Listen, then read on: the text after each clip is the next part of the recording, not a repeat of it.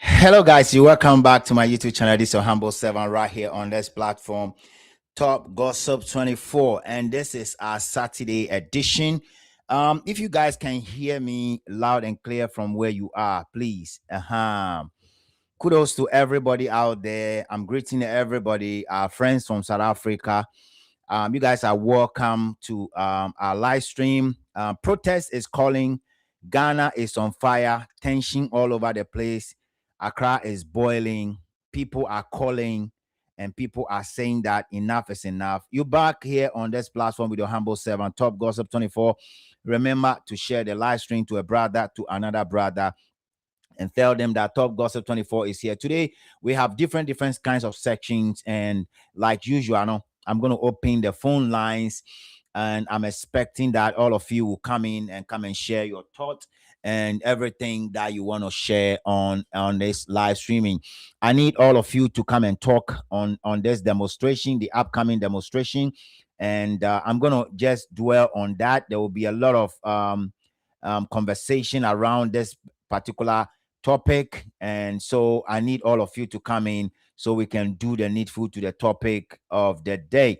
I have a bunch of videos that I've actually prepared to show you guys, and I believe that most of you have seen those videos, but you have not actually received an in-depth interpretation with some of those things. Now, air course on NT.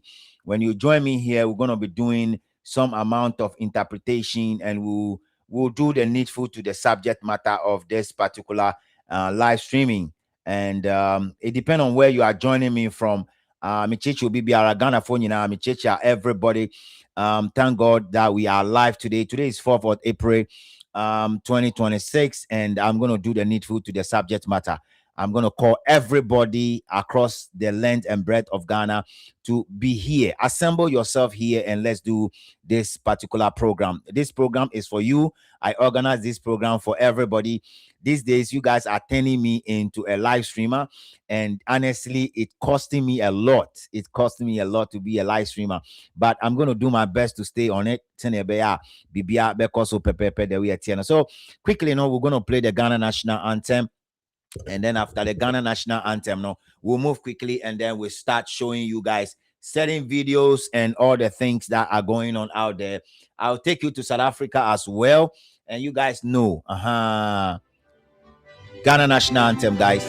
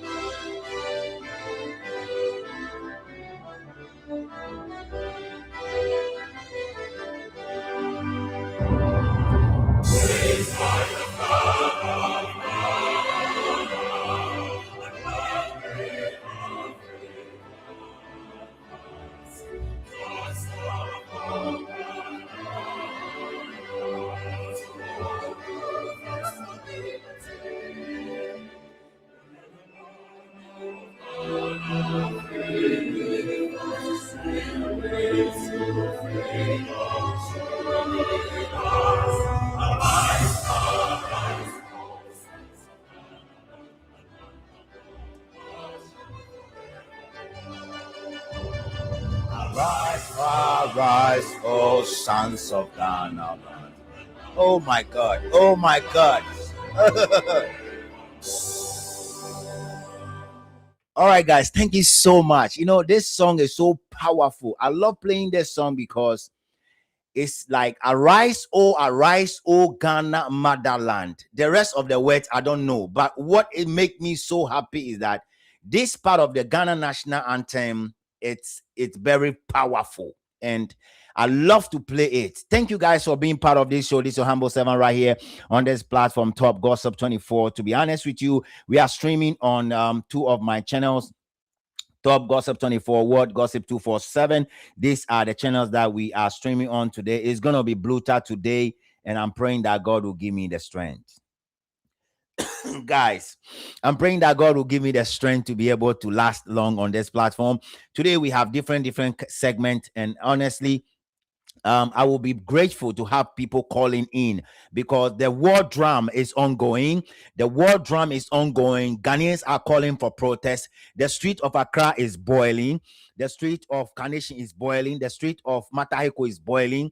The street of Mokola is boiling. The street of everywhere in Accra is boiling. The youth of Ghana is calling for a demonstration because we have seen exactly what is going on in South Africa, and people are retrieving. People are retrieving because we have a president in South Africa who stand with his people. So when you see that I put the president of South Africa close to John Mahama, is to say that, hey, these guys are going through the same thing we are going through, yet they have their president, they have ministers who are actually supporting them, they have the media who are also supporting them. Why is it that Ghana, ours is totally different?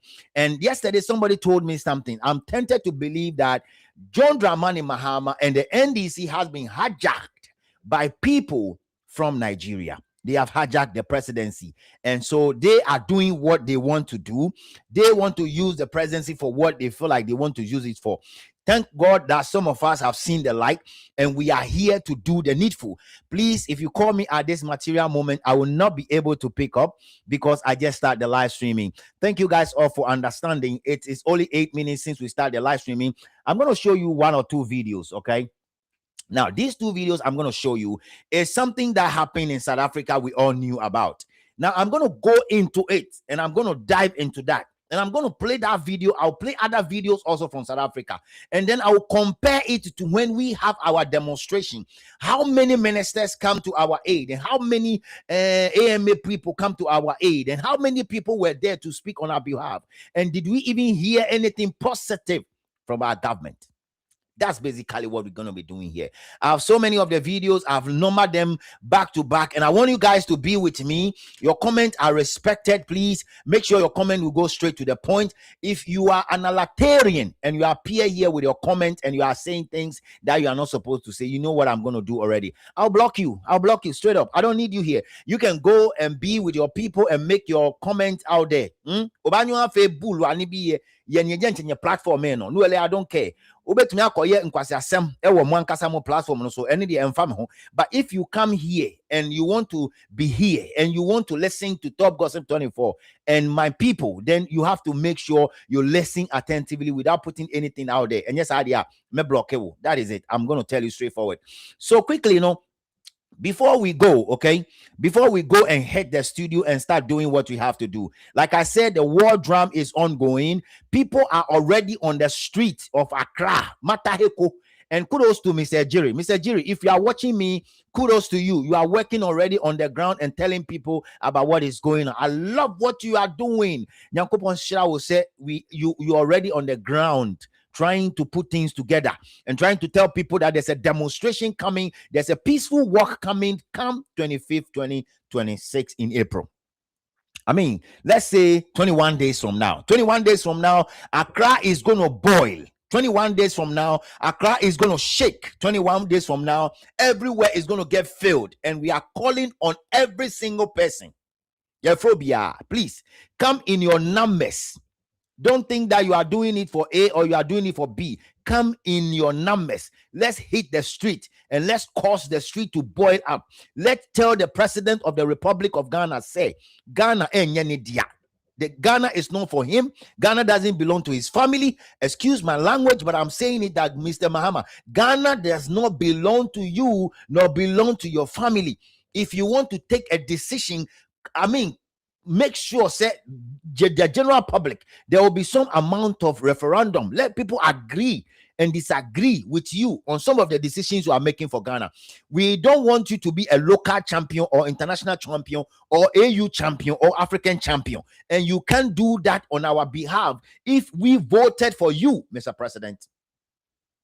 Mr. President, I humbly want to tell you today that there are a lot of people in Ghana who are not happy with respect to the decisions you are making. The decision you are making on visa-free, whatever. The decision you are making on the Nigerians living in Ghana, and they are doing all sort of things. Most people are not happy. Even in your government, Mr. President, I can tell you, based on what I'm hearing, I can tell you that some people are not happy with respect to the decision you are making, Mr. President.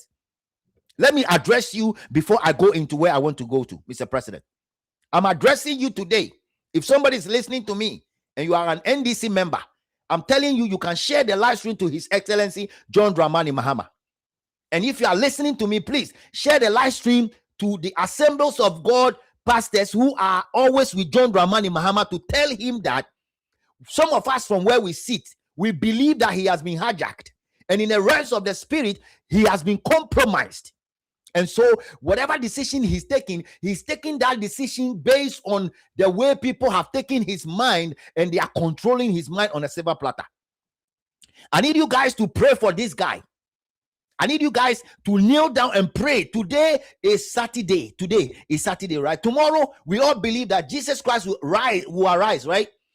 I need the Assemblies of God church members and all the church members, dark word males, whatever, those that believe in prayers, please offer a fervent prayer for His Excellency John Mahama, because I'm telling you from where I sit, he has been hijacked, and in the rest of the spirit, he cannot know, he can't see, he doesn't know what is going on. He's doing what the people that have hijacked him in the rest of the spirit are asking him to do. He is not an African hero. Whatever is going on now is something that people are controlling. And he's sitting there like, excuse me, like a robot, Mr. President. I'm sorry, but let me put it raw. I have said it that some of us, we were born with the blood of NDC. Our fathers are still NDC. Our uncles are still NDC. Our uncles have held positions in the NDC. And I'm telling you that what is going on, it is not you. You are being controlled and you are being manipulated. Mr. President, wake up. If you are watching me and somebody is listening to me and you are connected to the NDC, tell them that I am saying that some of us, we are NDC too. But what is going on, some of the people that have been given position by His Excellency cannot talk. They have seen the problem, but they can't say one word. And anytime they try to talk, they shut them down. Look, we are not joking with these things we are talking about here. I told you the last time. I told you the last time that, you see, sometimes some of our leaders, what we see, when they even come down to our level, they won't see it because their minds have already been covered in the realms of the spirit. I'm not preaching, guys. I'm not. I'm just getting high up, but I'm not preaching. Sorry if it sounds like I'm preaching. I'm just telling His Excellency that he needs to wake up. Tomorrow, we believe that Jesus Christ is going to wake up. And Mr. President, you need to wake up. Mr. President, if you are sleeping, wake up. Any church he will attend tomorrow, I need you guys to preach direct to him and tell him that people are crying. Ghanaians are saying no. Ghanaians are saying don't go there. Ghanaians are saying that that decision you are making without proper referendum is totally wrong, Mr. President. Yes, it's wrong. Look at what is going on in South Africa. Guys, you see what is going on in South Africa? You have the president coming in to speak, and he spoke positively. Okay? But what happened to ours? Because his mind has been hijacked, he couldn't say anything. It is important that I will say it without fear or favor on this platform that we are also NDC too. We have been an NDC member too. You can ask our role, the role we played in the NDC, the Akatamanso. Yes, If you go to Katamanso right now, go and ask who some of us are. We have also paid our dues. So we can not just sit down and allow the president. Look, the ministers will not be able to say anything because you are paying them. Okay? But you are not paying me. I'm a free-minded person right now. I'm not under any captivity. So I can speak. Let me use this opportunity to beg former regional minister Nilaya Fotiago, please, if you are listening to me, and I'm going to share this video to you, please. I'm listening. I'm going to say it direct, please. If you have a way and a means to speak to this man, to come down, step down a little bit, come down a little bit with respect to all the decisions he's taking. Look, it's not going to help us. It's not going to help us. Let me just go straight raw. You see what I'm saying here? What you are hearing me saying here? The people that support John Mahama, but the bloggers, they will never say this. Never. Kevin Taylor will never say this because for them, they see it differently. We will say it raw because we have been there, we have lived with them, we have voted for them, we have traveled with them. When the NDC was no NDC, we still remain in there. We are not that young, oh, Massa. We are not that young. At least we are about to hit our 50s. So we know exactly how old is the NDC then. How old is the NDC? So you understand what I'm saying here. It is not as a joke. We are not joking around here. We are serious. And I'm saying that Accra is boiling. And I'm using this opportunity on this platform to call every living thing in Accra. Anybody from Nungwa to Teshi to Labadi to Tema. I'm calling the youth. You see the way you guys are struggling is as a result of the people that are populating in Ghana, thereby making it impossible for you to have access to what you believe you have to have access to. I'm not saying nobody should visit Ghana. People can visit, no problem. I'm not saying we don't accept visitors. We do, but we will not allow bandits. We will not allow bandits and Boko Haram people as a result of somebody opening the door wide for them to come in. No. So if somebody is listening to me, any of the ministers, Okujetu Ablakwa, Sam George, Fifi Kote, anybody, if you are listening to me, I'm telling you people that I represent the people in the diaspora. And what we are saying is that this thing and this decision you are making, you are taking, you are undertaking, you are about to take, you have designed that you are about to take it from 25th of May, Mr. President, is no. Please, go back to the drawing board and go and think about it again. Reverend Stephen Wingham of Assemblies of God, I'm calling your name because you are my pastor. Please, and please again, I don't want to go raw. That is why I'm calling you into it. And I want to address you, Reverend. Please, I humbly want to beseech you. I know Mr. President will be in your church maybe tomorrow. Please, when he comes in, tell him that this decision is too raw. Ghanaians say no, and he should listen. Yes. Ghanaians, you wake up. Those that are sleeping, a lot of Ghanaians are sleeping. I'm telling you, look, when you are outside Ghana, you see things differently. When you are in Ghana, things is like the adoncarism is too much in Ghana. I'm telling you, when you are in Ghana, you don't know what's going on. It's as if everything is normal. Because see, these people have come in with a huge spiritual control. And so they even control majority of the people living in Ghana. They control a lot of people. It's as if they hijack the entire country. And so when you are living in it, you don't feel it. If you are living outside it, you feel it. I'm sorry. But what I'm saying here is that we need the Ghanaians. We need the people on the ground. We need everybody on the ground. We need everybody to help make sure this demonstration that is boiling and cooking will be possible and will be massive. One of the massive demonstrations ever held by the youth who believe that His Excellency is going wrong. And I'm telling you, that's why I'm saying that when we are demonstrating, the kind of route that people use from Opera Square all the way on 37, me see 37. What do you call that one? Independence Square. No, this one we have to all enter into Gamaming inside. Enter into the Gamaming inside. Let's bring all the Bukom boys into it. Ni what part of me? Tomoboni and ye na ye wulo mo yue. What part of me? What papa me ni waka? What part? Yes, that's what we have to do. Because see, they are taking us for a ride. They think we are fools. They think we don't know what we are doing. They think that the country belongs to them. And I'm telling you, any Ghanaian who is already above 65 to 70, please, you have to walk away. Give the youth the opportunity to voice whatever is killing them. We are dying. Please. We are talking because we are dying. We are getting suffocated because things are not going right, Mr. President. We cannot sit in our country where we have people who are not part of us to come and be telling us what we have to do. You see what the South Africans are doing? I love it. I love it to my bone. I'm happy about it. My bone feel it. When I see them marching and singing and hitting their leg on the ground, I'm so excited. I ask myself, when are we going to have people like that in Ghana? Very bold. Jesus Christ. I'm boiling up. Now, let me just show you guys the video. I've just done 21 minutes, but I will show you the videos that I'm talking about. And then we go. It's very important I show you the videos. Let's do this. Let's do this, guys. I'm going to open the phone line, and a lot of things are going to happen here today.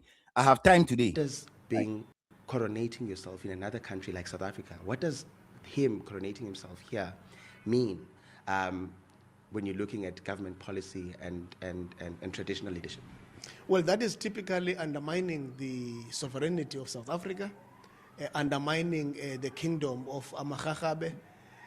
So you see, this man is one of the leaders who joined the guys for the demonstration. Okay? And when you listen to him, trust me, nice, Papa. Guys, let's push it. Today I need to have like 250 people.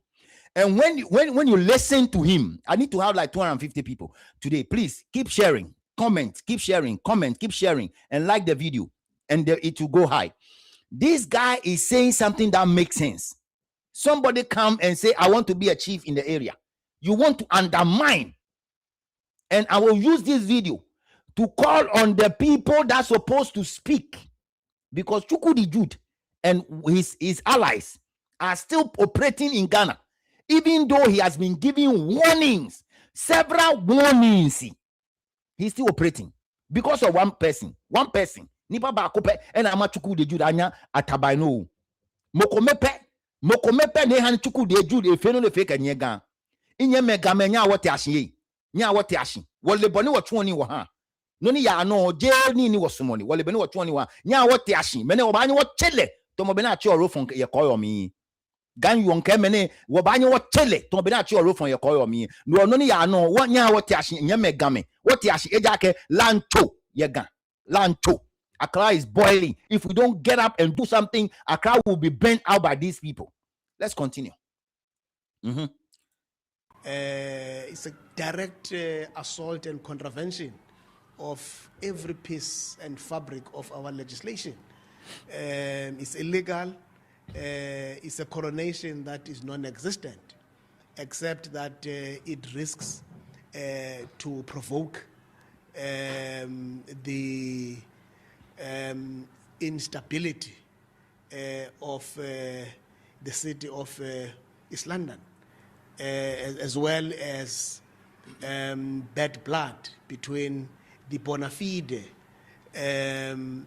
Amachakhabe community and of course the Nigerian nationals.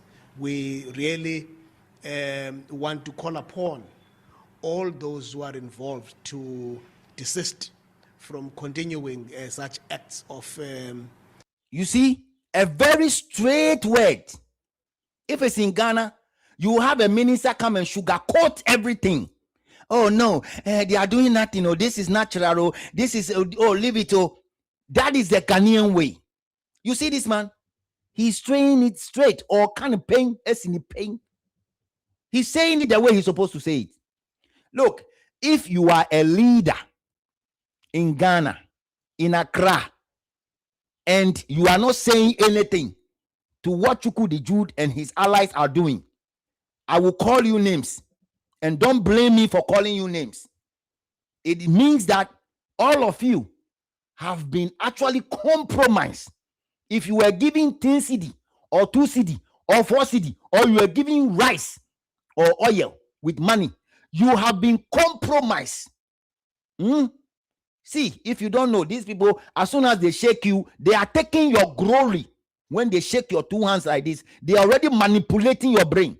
No wonder His Excellency cannot think straight when it comes to Nigerians. Because when Chukwudi shake him, I am very sure with every spirit in me that something has happened spiritually. And so he's unable to do what he's supposed to do. Listen to this man very carefully. And these are the leaders we need. Please, if you are listening to me and you are in Accra, when we are demonstrating and somebody want to ask you a question, go straight to the point. Tell them the reason why we are doing A, B, C, D, E, F, G, H. And IJKL, tell them that we want the people without proper documentation to find their way out of the shores of Accra or Ghana, because they are causing a lot of harm, basically. And yesterday, when I was talking to one of our brothers, he said it plain. When you go to the biggest market in Nigeria, Lagos, where they sell spare parts, you will not see a single Ghanaian selling anything. Even shops, you can't own one. And they are telling us what to do. I'll play that video where Chukwudi said, we Ghanaian youth.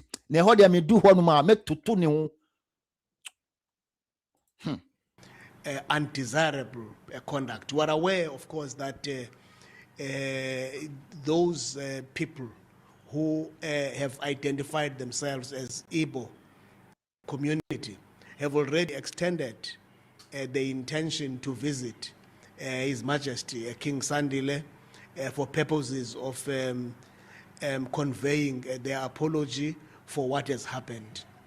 However, at the level of government, we have a scheduled meeting on the 8th of April, together with the High Commissioner of Nigeria, wherein as the contingent of ministries, state security from the presidency, police, home affairs, as well as DERCO, together with ourselves, we will be meeting with the High Commissioner, who also has written a letter to the Premier of the province expressing the apology of the Nigerian government.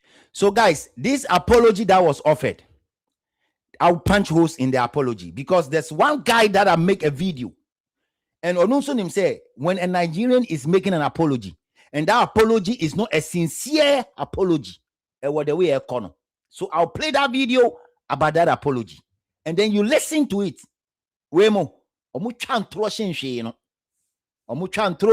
When they know you pin them to the ground, they will find a means to come and apologize, yet they will be doing what they are doing. So I'll play that video too. This is the first video. Let's go. Nadia, today they have time. As a representative of that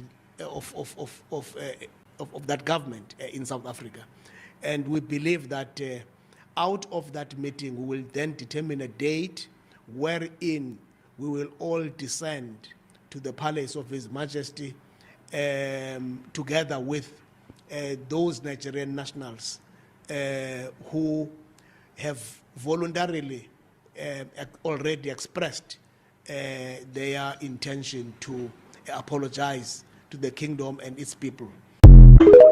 All right, so guys, that's the first video that I intend to play, right?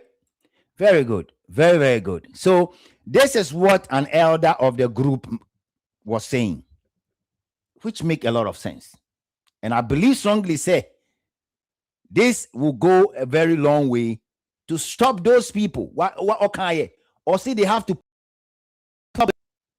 Yet in Ghana, we have allowed Chukwudi to be parading himself. Okoya ko Kumasi for a year. Igbo for a year. Kumasi. So you see, it is time for the youth to arise. Irrespective. I'm saying that whether we have the clearance or no clearance, it's a peaceful walk, and we still have to hit the street of Accra. Yes. Whether we got it or not, we still have to do it. Because it's a peaceful walk. We are not going to temper anything. We'll do what we have to do, and we will make sure that we will demonstrate peacefully to tell these people that they are in our country, they are selling everywhere, we don't have the access to sell, they are blocking everything, they are doing everything they can in their powers to ensure that they will bring fake items. When they bring the fake items, they will come and sell and reduce them. And then we will be bringing the good ones. Let's listen to this woman also. To Nigerian embassy in the country. Let's watch. Listen. Because of this, our one singular act, see what it has caused. And if this thing is not met, it's going to cause a whole lot of problem. Let's watch. Of South Africa have just handed over a memorandum of grievances to officials from the Nigerian High Commission. This stems from developments in the Eastern Cape with the coronation of Solomon Ogbonna Eziko. But the bigger issue seems to be around the status of those living in South Africa who are from Nigeria. Officials did apologize for some of those developments, saying that those who are here from Nigeria are not here to engage in illegality, but are here to be law-abiding members of South Africa. But the progressive forces did not accept that apology, and they say that if their grievances are not met, then they will be back here to picket outside the Nigerian High Commission, also saying that events of the past few weeks are the last straw, promising some sort of further action. Did you see? So you see, guys, let me say that after the demonstration, if we are not seeing anything possible, we have to picket. We have to go and do another picketing and do whatever they call it, and Nigeria High Commission. We have to. Even if it is 4 people, 5 people that stay in the embassy to tell them, guys, take your people out for even 2-3 days, we are picketing there. And that is very important. We have to do everything we can do to ensure that all these upfront, now it will be the thing of the past. You see, it is very, very important. Missy, Ghana is boiling. Ghana is already on the edge. We are saying no to the Mr. President and his ministers. So we will not accept what they are trying, the dust they are trying to throw into our eyes. We will not allow it. We will not accept it. We will not allow any kind of whatever they call it, free visa, whatever they call it. We will not. Because we have seen that this free visa thing is coming because of these people. These same people that want to enter into Ghana freely. And then when you talk, they will tell you at the background, oh, we have a master plan. What kind of master plan are you guys having? Why can't you use the same master plan to make sure you work at the borders? What kind of master plan is that? Master plan of allowing them to enter before you arrest them. We are supposed to be proactive. We have to act. We don't want to wait for them to enter before we act. If you do that, I call it a lazy approach. That is a lazy approach. Ghana Immigration Service. Whatever you guys are doing right now, for me, I call it a lazy approach. Allowing people to enter, when they enter before you go and change them, is a lazy approach. Yesterday, I was on one of the brothers' live stream, and one person was saying that if they have a passport, you can't do anything. Okay, they have a passport, they enter into Ghana legally. Okay, after 90 days, oh yeah, they have to go. But some of the immigration officers, I'm telling you, they are taking bribe every day. Every single day. Aminu kase krano. Ewa mu head office. Obi eji bribes is here. Omo pon wa mu che bribes ikano. Look, that is a fact on the ground. People go to the Ghana Immigration Service office and go and pay their way out. And people are taking the bribe. And I'm saying that, Mr. Basintelli, you have to plant a body camera on all your offices. You have to plant it everywhere. Make sure that everything is done finching, because we are paying them with the little money we have as a country. We won't allow people to come and just take bribe anyhow, left, right, center. They say, where is your evidence? Which you know you are taking the bribe. The last time there was one Nigerian guy who was saying it online, that immigration officers come to their camp and come and take money. They come there purposely to come and take money. And because they refuse to give them the money, you see what South Africa is doing? We have to copy from South Africa. If they want to call us Ass of Folk or Kotoko, that is none of our business right now. They have to go and fix their mess. The mess they've caused for themselves because of tribalism. They have to go and fix it. Guys, I was looking for the video. I look for it everywhere. I couldn't find it. The video that what do you call the Igbo man, the fake one was responding to whatever. If you have it, you can send me the video. If you have it, I'm trying to look for it, but unless I play it online somewhere and do what I have to do. But this is what happened, and they are worried about it. You don't have to get worried. Some of your people are selfish. They want to take everything for granted, and that is why we are where we are today. That is where we are here. We are here because of the selfishness of Igbos. And I have one video that I found. You hear what somebody will say about the Igbos. And then when you hear what somebody will say about the Igbos, you compare what the person is saying about the Igbos to the Yorubas. Look, they are the same. They are the same. Atapain, Atakakra. They are like NDC and MPP. When they meet, they fight each other, and whoever will take the dominance will take over. That's what they are doing. Now they are in Ghana trying to do whatever. They are trying to say, oh, these people are doing, oh, all of you go back. Go back to your country, please. Go. So when you go, we will be Ghana will be peaceful. What's this particular thing, this art, this Igbo creation kingdom has cost? It's going to affect a whole lot of Nigerians who are living in South Africa. It's going to affect a whole lot of Nigerians. More is still coming. It's still coming, yes. It has not finished. Oh, more is still coming. I'm telling you, I spoke with my guy from South Africa yesterday, and I can tell you without fear or favor that what the South Africans are cooking, if these people don't retrieve, if that man they will not come out to come and retrieve, now he's saying that, oh, I was a king in my country before. You were a king in your country before. Why can't you stay there?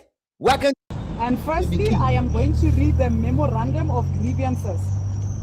So this is the memorandum that the lady was talking about. This memorandum, oh, Ghana, God have mercy on us. We need a leader. We need somebody. Because in South Africa, the opposition are championing this. And when the opposition is championing this, the government of the day will be scared to solve the problem. In Ghana, MPP is sleeping. It's either they are sleeping or they are also part of the deal. Yes, it's either the MPP is asleep or they are also part of the whole system. And that is why I'm saying that in 2028, we need somebody that we can campaign for. All I want to do is to campaign for somebody who is ready. So we can split the vote between the NDC and the MPP and their political party. When we split that one, oh my God, I'll be so happy. Because when we go to the runoff, there we will show them that yes, we too, we matter some. We too, we do what? We matter some. Professor Bosco, please. I'm waiting for you to hit the ground, please, Professor. Prof, I'm waiting for you. Hit the ground proper and let me know. Okay? Yes. Hit the ground proper, Prof. I won't say much, but I'll leave the rest of it for later. Let's push it, guys. We need to reach 200. I need to have 200 people here, please. And your comment and your like. I want all of you to go and hit the like button. All the 165 people. Hit the like button and you see how many people will come here now. A lot will appear. So they will also come and hear what is going on. I'm going to play the video. This is the memorandum the South Africans were putting across. And I think that when we demonstrate, we have to find a means to put a memorandum to government. We are giving government some days to come up to iron some of those things. If they refuse to do it, we will continue to demonstrate. And I'm calling on every Ghanaian, don't ask money before you go and demonstrate. Offer yourself as somebody who believes that Ghana is dying and Ghana needs to be saved. And let's go. To the Embassy of the Federal Republic of Nigeria in Pretoria, South Africa, and it is from Progressive Forces United for Change on behalf of concerned civic movements and South African citizens.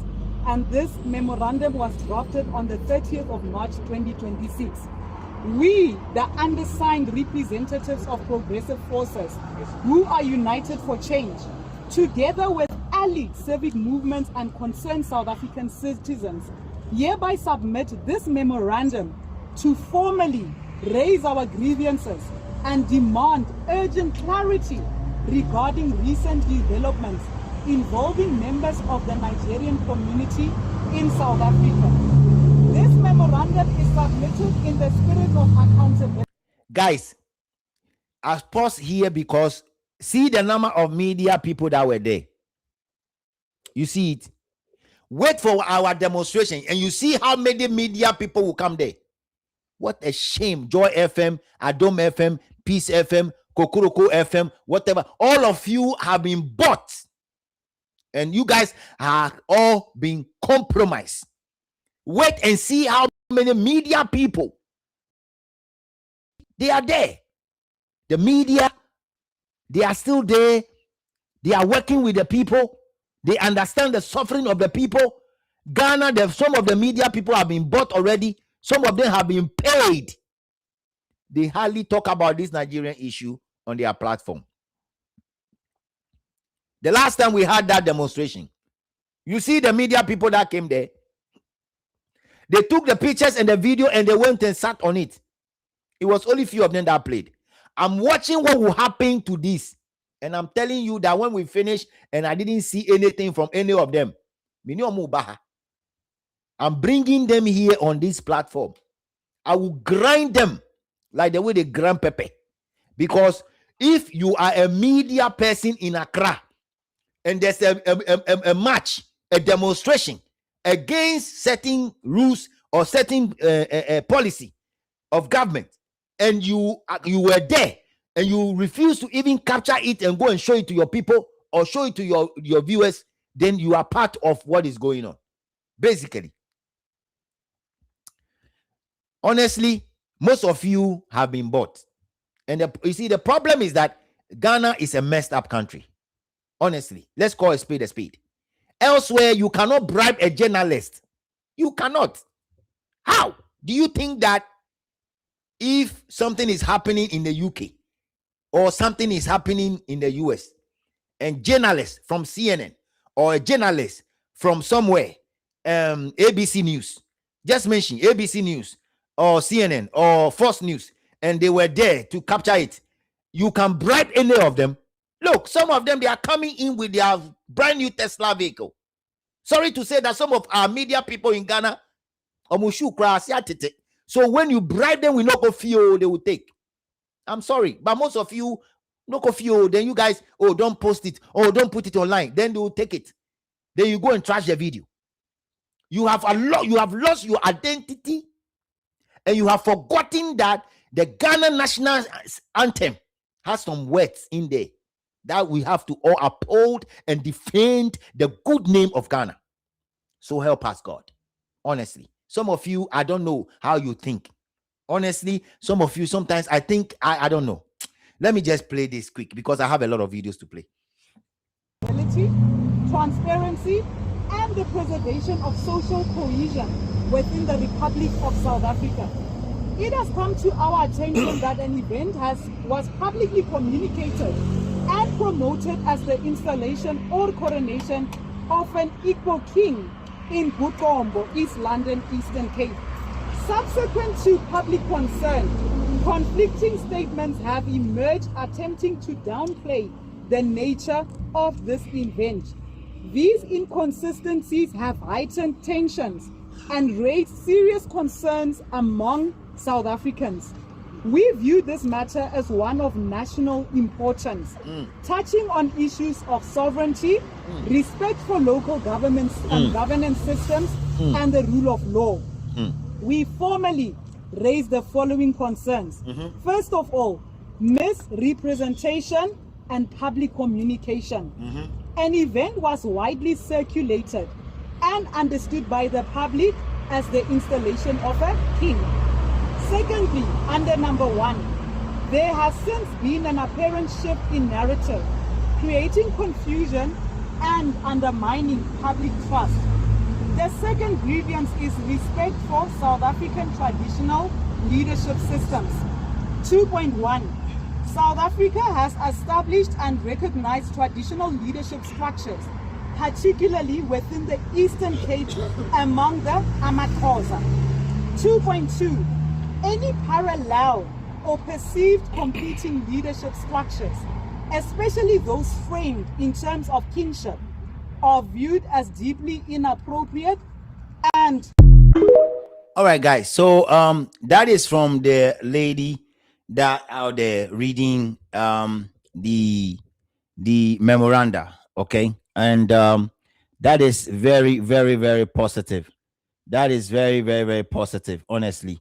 It is important that we put all these things in the right perspective. Guys, I think that, I don't know, but I think that these people, these South Africans are doing a good job, honestly. They are doing a good job. And to be honest with you, whatever they are doing, we need to copy it. And the reason why we need to copy it is we have to do what we have to do. You understand what I'm saying? We have to do what we have to do as a country. As a country called Ghana, we have to do what we have to do. It is very, very important that we do so. And if we don't do so, at the end of the day, we will blame ourselves, because the South Africans are doing a good job. Okay, the South Africans are doing a good job by ensuring that they put what they have to put in place, honestly. And that is why I'm saying that we, as a country called Ghana, we also have to do ours. If we don't do ours, then we will just be there. You understand what I'm saying? We will just be there and we will not do, we don't do what we have to do. Now, guys, it's very important. I have to join some other stuff also ongoing, but unfortunately, I will join it that way, and I'll continue to push this agenda here on this platform right away. All right, so quickly, I have other videos that I want to show you guys as well. Okay, it is very important you watch this video. It is very important, and I'll show you one video from. This is the video that I said I want to show you. If they are insulting their... Listen to this guy. I know you guys have seen this video already. I know most people are very angry when they see this video from Chukwudi Jude, when he was saying that Ghanaian youth, we are not like we are not cultured. Look, we have to show him, we have to exhibit, because he has said that we are not cultured. He has forgotten that his people are more not cultured, and he come to tell us that we are not cultured, honestly. So this is what we have to do right now. On 25th, we have to go ahead and show Chukwudi Jude that we are not cultured. We have to march to the Nigerian embassy, wherever we have to go. If Jubilee House, we have to make sure our peaceful march will be felt by every Ghanaian living in Accra and beyond. It is very important, because he has come out to say that we are not cultured. And when he said we are not cultured, nobody from government, nobody from any kind of institution cautioned him about it. Even if they cautioned him, we didn't hear that. So we are here, and we are telling Chukwudi Jude that whether you have a Ghanaian wife or you have Ghanaian kids or whatever you have, as far as you are living in Ghana and you want to come out and say all those things you are saying against us, we will also come at you and ask you questions. What is your interest in Ghana? Why Ghana? Why is it that you are in Ghana? We want to know, because if you think you have money and you want to do adoye, you can go back to your country where most people are poor. They can't afford three square meals. You understand what I'm saying? So, guys, let's continue to listen to him. And their own kings and queens, how much more foreigner? So automatically shows that they are not cultured. So you see, look at his mouth, cultured. Then I stop him there. You are a foreigner. You agree you are a foreigner.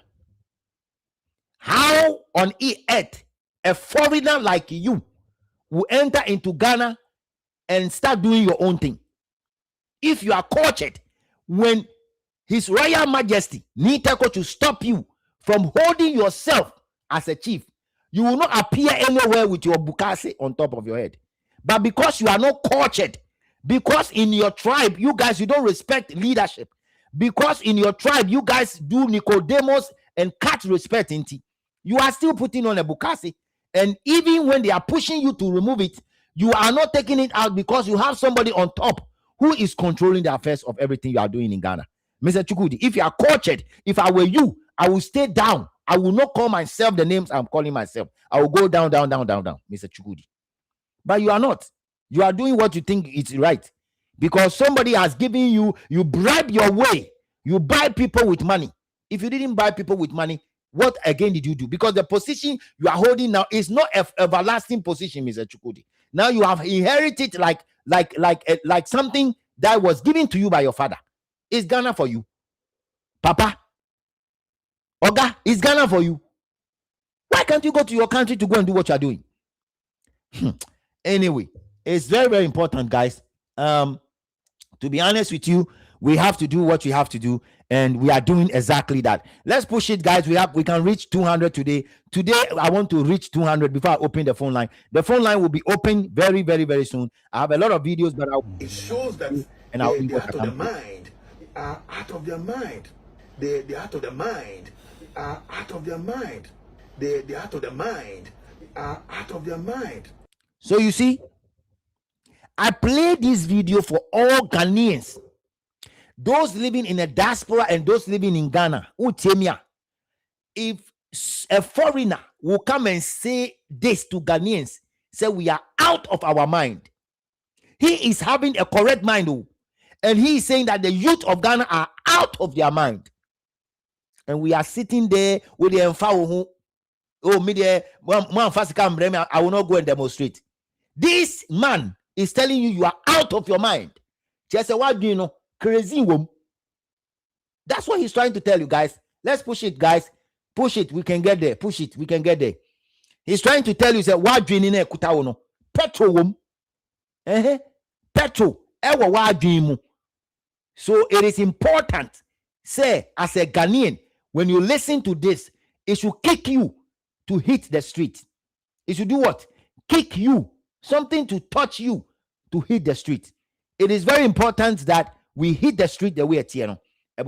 Very, very, very important. Because we are out of our mind. Isn't it? Aren't we out of our mind? Is that not what he's saying? We are out of our mind. So if we are out of our mind, then it is time to hit the street. If we are not out of our mind, then we will not hit the street. So the comparative analysis here is this. If you are out of your mind, hit the street and show Chukwudi Jude and his allies. And President John Mahama said, we are out of our mind. And so we are demanding him to pull off those demands.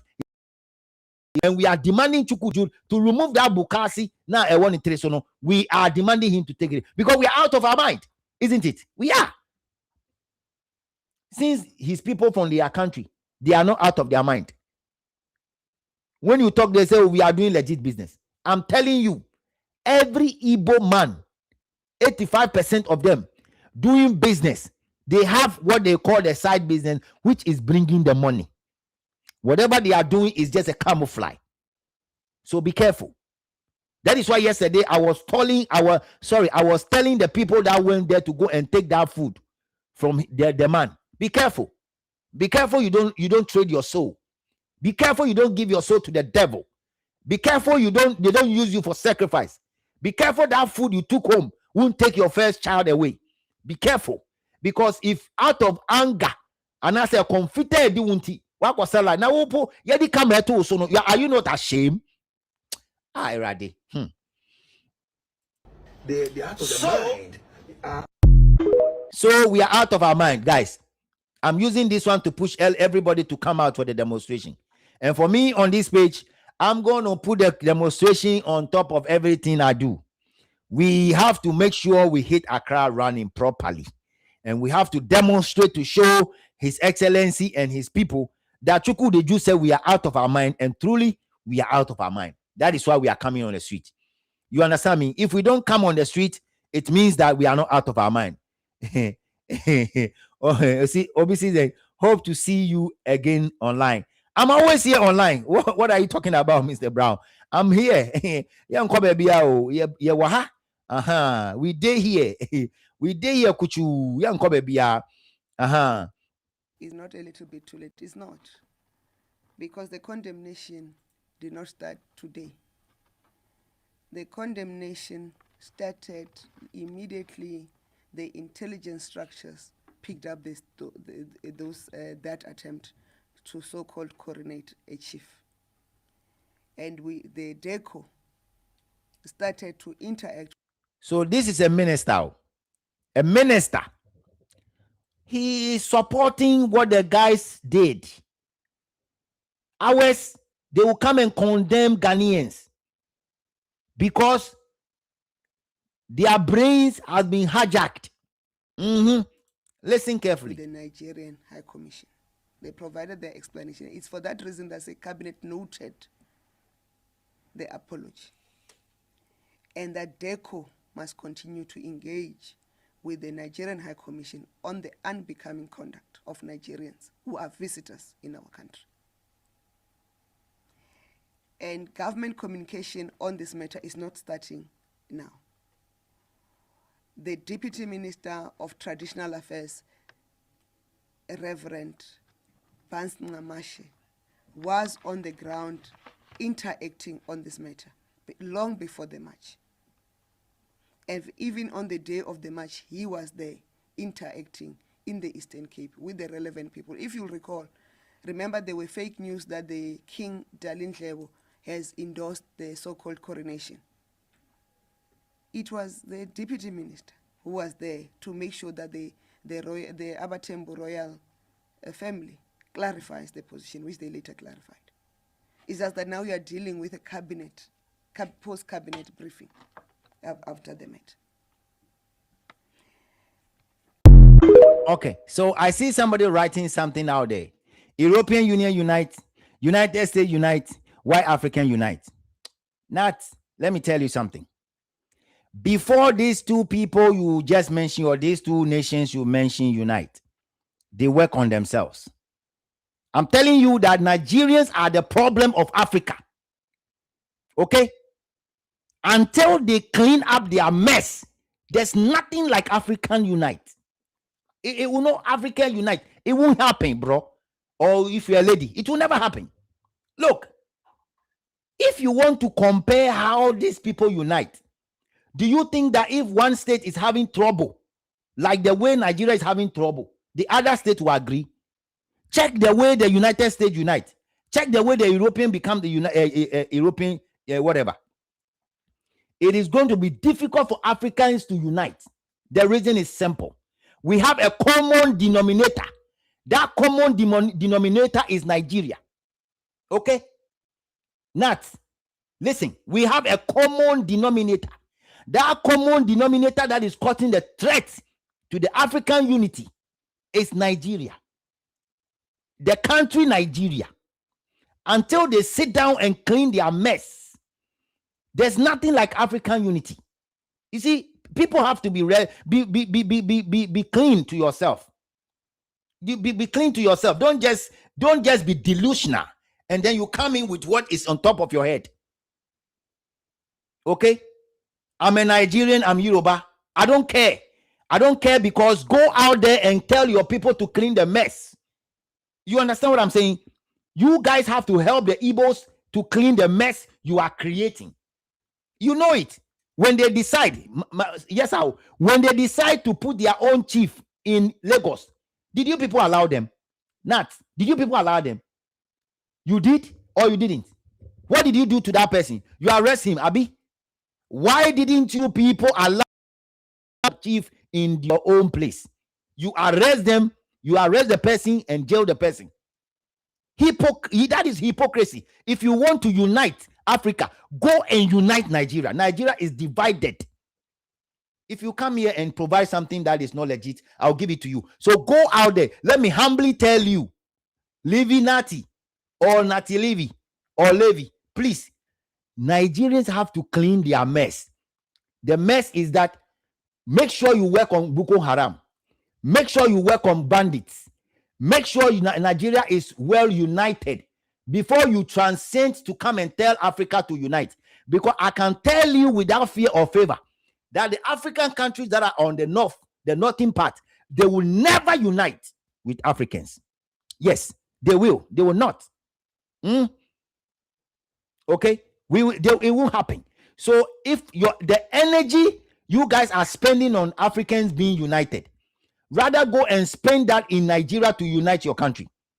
because the Igbos are trying to take the country, the Yorubas are trying to take the country, the rest of the people are just sitting there.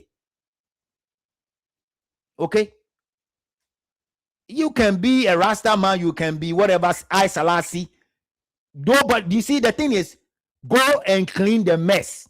Before Africans will be united, go and clean the mess. There's too much mess in Nigeria that need to be cleaned. Okay? If you agree to me that the mess in Nigeria should be cleaned, they have to go and clean the mess. There's nothing like African Unite. It's not going to work. Be realistic to yourself. Sit down and see the problem you guys are causing around. Sit down, my brother. Sit down and think about it. And that will tell you that before Africans will unite, before we have African unity, the mess that is going on in Nigeria need to be cleaned. Of course, yes. So Nigeria is the problem.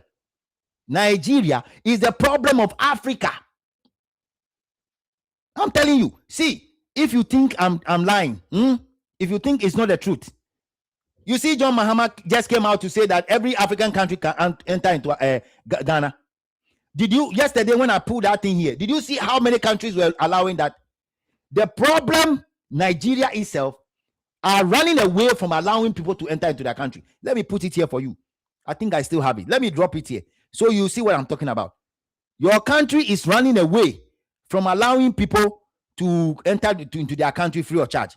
I hope I still have it here. If I delete it, to pay me, Papa, so I'll tell you. I think I delayed that thing. Your country, when people are saying Africa this, Africa that, they don't want it. They don't want it. And then you are here saying African Unite. No, it will not happen. I'm telling you. So it's good. You can go and clean the mess. It is good. Okay? Go and clean that mess. It will be better. Man, you can enter into Ghana. Nobody cares about it because you have a president that is an Yoruba descent. So Ghana, you can enter into Ghana. Nobody cares about it, my brother. Just go ahead and go and enter it. It's fine. But as far as we are concerned, we, the citizens of the Republic of Ghana, said no. And Mahama want to go ahead and do it. And I'm telling him that the NDC is about to lose Poto because of that.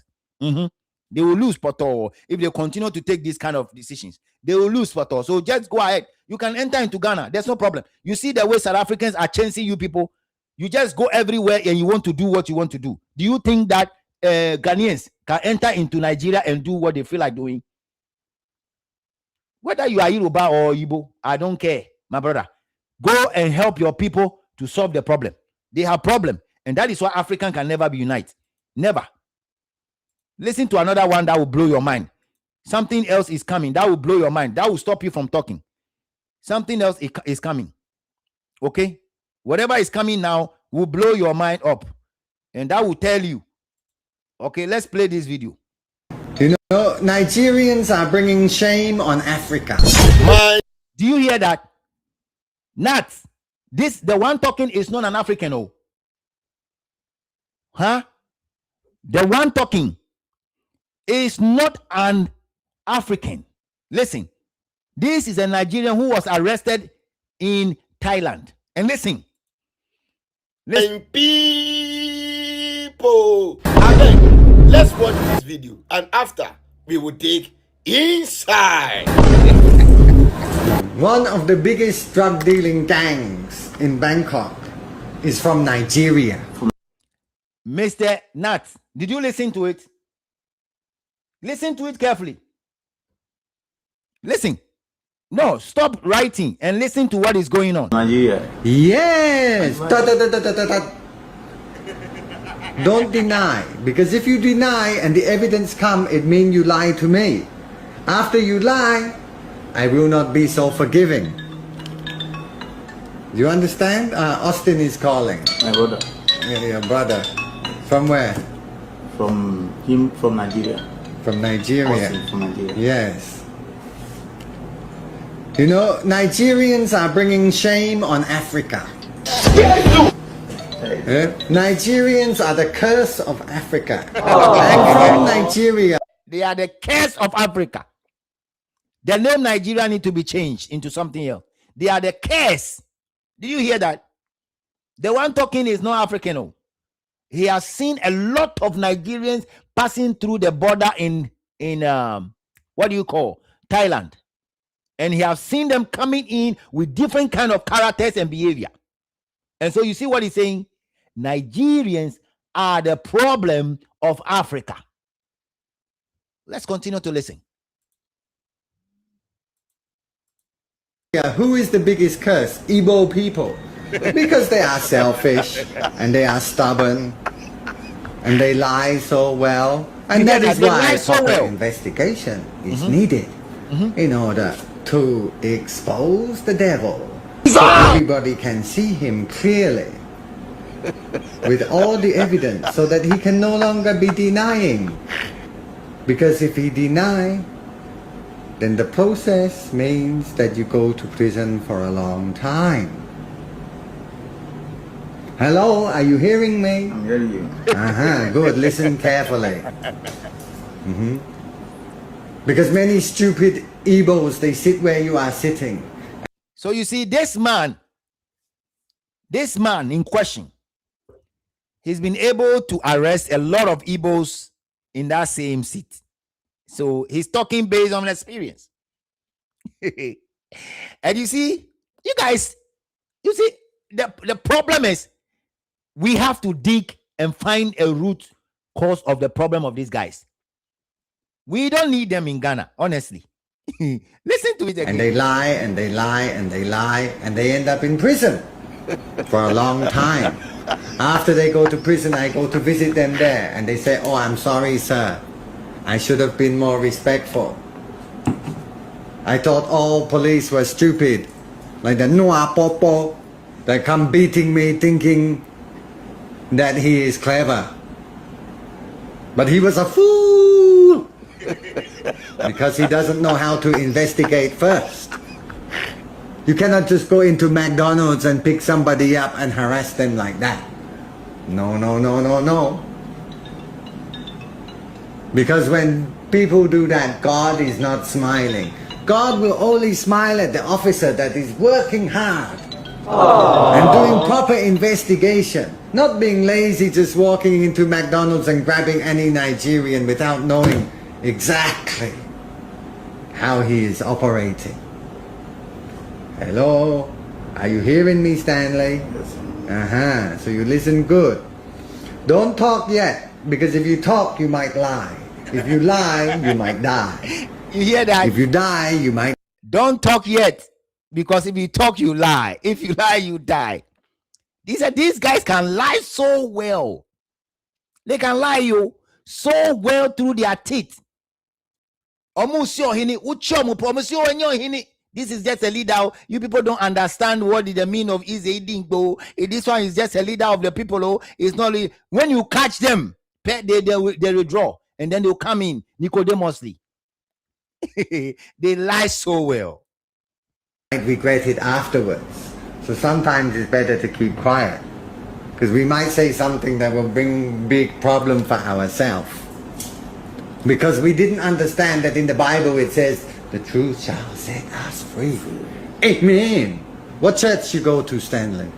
On duty, I'm a Catholic church. I'm Catholic. 29. And what's the name of your pastor? Pastor.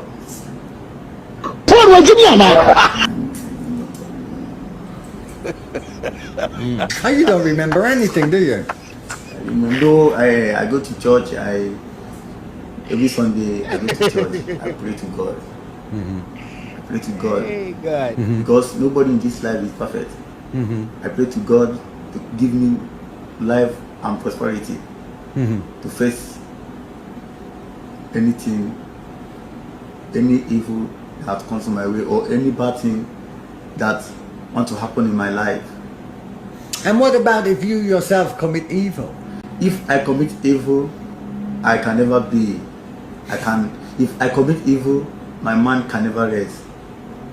If I kill somebody, I will, even though I take a gun and kill somebody, No, not killing people. I know. Even though I do anything bad, my mind can never rest. That's What fun. about if we are moving drugs? Is that bad? If I'm moving, Drugs.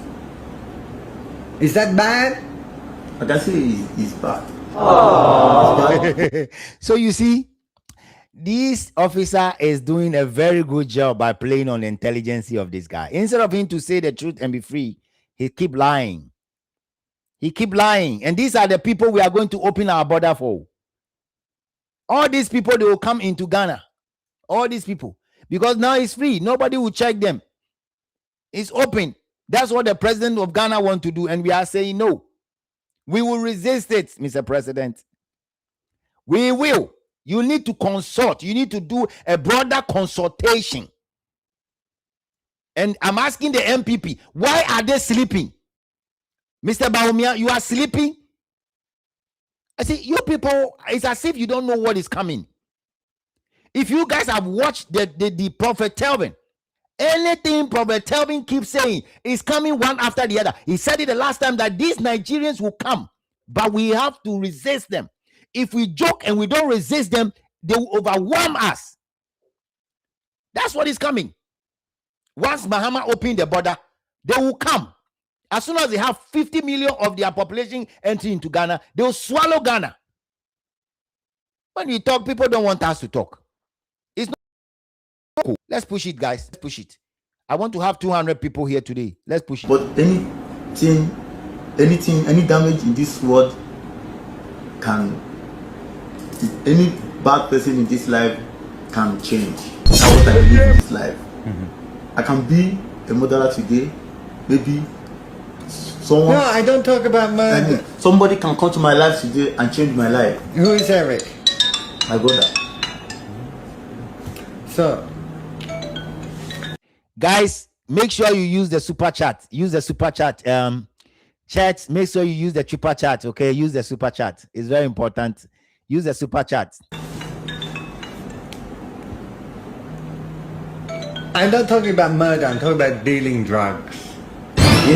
Is it possible that somebody who is dealing drugs can stop dealing drugs? It's possible. You know, many Igbo that sit in this chair, they told me they will stop dealing. I'll tell you. And then you know what happened? The very next... This man is funny, you know? He's been dealing with Igbos. He's been dealing with them all. So you hear, it's like many Igbos that sit in this chair, they'll say, oh, please, when you release me, I'm not going to do it again. When you release them, the next day they will go and do it.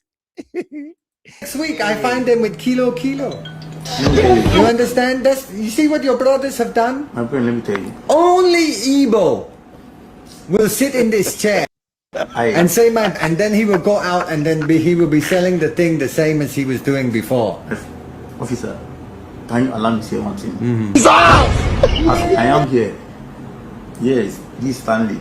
My name is Stanley. It's maybe next month I'll be 22. So Mimi Forcing, I'm looking at what you are saying, that it's not like they say visa free. So the people are entering every day and our borders are porous already. And you are saying that measures. Tell me 2 or 3 measures the government is putting in place. Mimi, please give me 2, 3 measures, because we've heard a lot too. We've heard a lot. So what are the measures? Give me 2 or 3 measures, because that 2 or 3 measures they want to put in place is a hijacked measures. It's a cooked measures. It's the man measures has already been premeditated. Cabinet have seen it. The Nigerians have seen it. They know what to do about it. Look, you guys don't come and lie to us. Oh. Don't think that when they do cabinet meeting and they sometimes we don't know. We know it. Before the thing will come out, we will know. We know what is going on there. I'm telling you. Share. By special grace of God. I have a future. I have a bright future. I tell you. When I was in Nigeria, I love football. So look at this guy. You know you have a bright future. It is only a Nigerian who do this. You have a bright future, but you trade your bright future to carry a cocaine. And these are the people we are allowing them to enter into Ghana. May say, tension is already building up.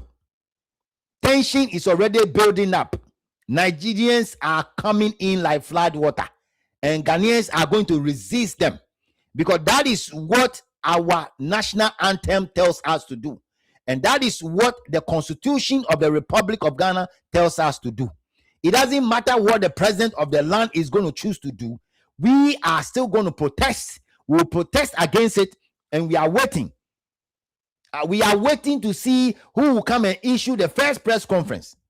You see, these are the things I keep saying, Okay, then the group of people will issue press conference. We condemn blah, blah, blah, blah, blah, blah. We will not accept blah, blah, blah, blah, blah. Put it out there. Let's condemn that. We have problems already in our border. Those problems have not been solved. Then you want to open it. Free what? Visa. Free visa means that you close the border so they can use the airport or what? See, the immigration officers are taking the bribe every day. Minu kase crown obiji. Minu kase obiji. Minu kase obiji. Minu kase immigration officer be custom officer biji. Yeah, no momo. Edi amano sesi ya. Then you are there saying that you put in measures. Tell me the measures. Tell me the measures. I know it's you, Queen. I know it's you. I know it's you. Team I want to be in this life is to be a footballer. Nothing else. I only fight for my future. If I have 1 million today, I will travel to Europe. To join any academy. Maybe I do bad today. I'm not doing it because I just want to flex with money. I'm doing it to, if I have money, I go to Europe. My parents, they are very, very poor. Aww. If I see somebody that can help me today, go to Europe, just give me any academy. See the lies of this guy? Stand in this play here. I can never. Even though it's my last, even though I can die for that person, I can die. I have many brothers who have money, but they don't take care of me. They only want me to die. They say up to you, they don't care. Because you are doing the wrong things. So why do you think your brothers will take care of you? Video will cry. Only said, even though I go to jail, finding money to be a superstar, I go to jail because I was fighting for my future. Today, I'm gonna tell you, I'm not happy I'm in this country. The country that I wanted to go is England or Australia. Football. Today, Thailand, I go to Thailand in Rakaham to join football. They didn't accept me. They said, we don't have any space for football. Only Thai people. Most people that play this, people that have connection. I don't have connection. I don't have anybody that can put me through. Officer, believe me. Thank you very much for watching this video. So now, the Thailand police. It's funny. So you see that way this guy is trying to lie his way around. It's interesting, man. It's very interesting. Anyway, there are a bunch of videos flying around. Let me see what I have in place for you guys right now. It is very important. And this video that I want to play, I don't know. I have a lot, but let me play this one now. Let me play this one now from our brother Cyrus. Tienye. Coronation from our brother in Cyrus. South Africa should have never happened. You want to install a king in a foreign land for what exactly? Look at all the chaos you are causing out there. If Nigeria continues to get worse, we've got a problem, ladies and gentlemen. We got a problem. They will export all of that mess to every corner of Africa. Yes. So you see what our brother Cyrus is saying? Whatever happened, he said the nonsense that happened in South Africa was not supposed to happen at all, because Ghanaians are pushing Chukwudi Jude out. But they didn't respect anybody. They have no respect for human being. They have no respect for authority. They have no respect for rule of law. They don't regard rule of law. They don't know what is rule of law. They don't know what is transitional ruler. They don't. They have no respect. So Esan said they have no respect, Inti. Whatever is going on in Ghana, they want to do the same thing in South Africa. And they think that South Africans are like Ghanaians. Wow. I love it. Nigeria as a country will have to put in a research into why their people are pretty much the reference point when it comes to crimes and terrorism, whether in Africa or from Africa, because something is fundamentally wrong with how lots of Nigerians, both their male and female, have chosen to live their lives. And it really shouldn't have been anybody's business. Yes. How another man decides to live out their lives. But it's affecting everybody, ladies and gentlemen, at this point. We don't care about Nigeria like that. We all have problems at the end of the day to deal with in every part of Africa, whether nationally or individually. So we all have our headaches to carry, but we end up suffering for no fault of ours because some Nigerians decided to behave a certain way, whether at home or in the diaspora. When they decide to act violent in their own home country, ladies and gentlemen, it ends up being transported to the rest of us in Africa. Yes. And when they engage in some criminalities in the diaspora, we get stigmatized by way of color and sharing the continent. This, therefore, forces every one of us in Africa, as long as you are black, to care about them, whether you like it or not. Yes. Ladies and gentlemen, this thing is beyond argument. It's not a matter of whether you hate them or love the Nigerian people. This is an objective reality, and this thing requires a Nigerian national concession and resolution. Nigeria as a country will have to put in a research. Did you hear that? They have to put in a research. So the person, Nat, you were calling for United Africa. I told you it will never happen. When you guys have all this mess going on, it will never happen. United Africa will never happen today. It will never happen tomorrow. It will never happen in the next 10 years. Until you guys put in the measures, the systems to clean the individual mindset of becoming richer than this, richer than that, pulling your brothers down, doing all sort of things to make money. You don't care how you make your money. Some other countries care.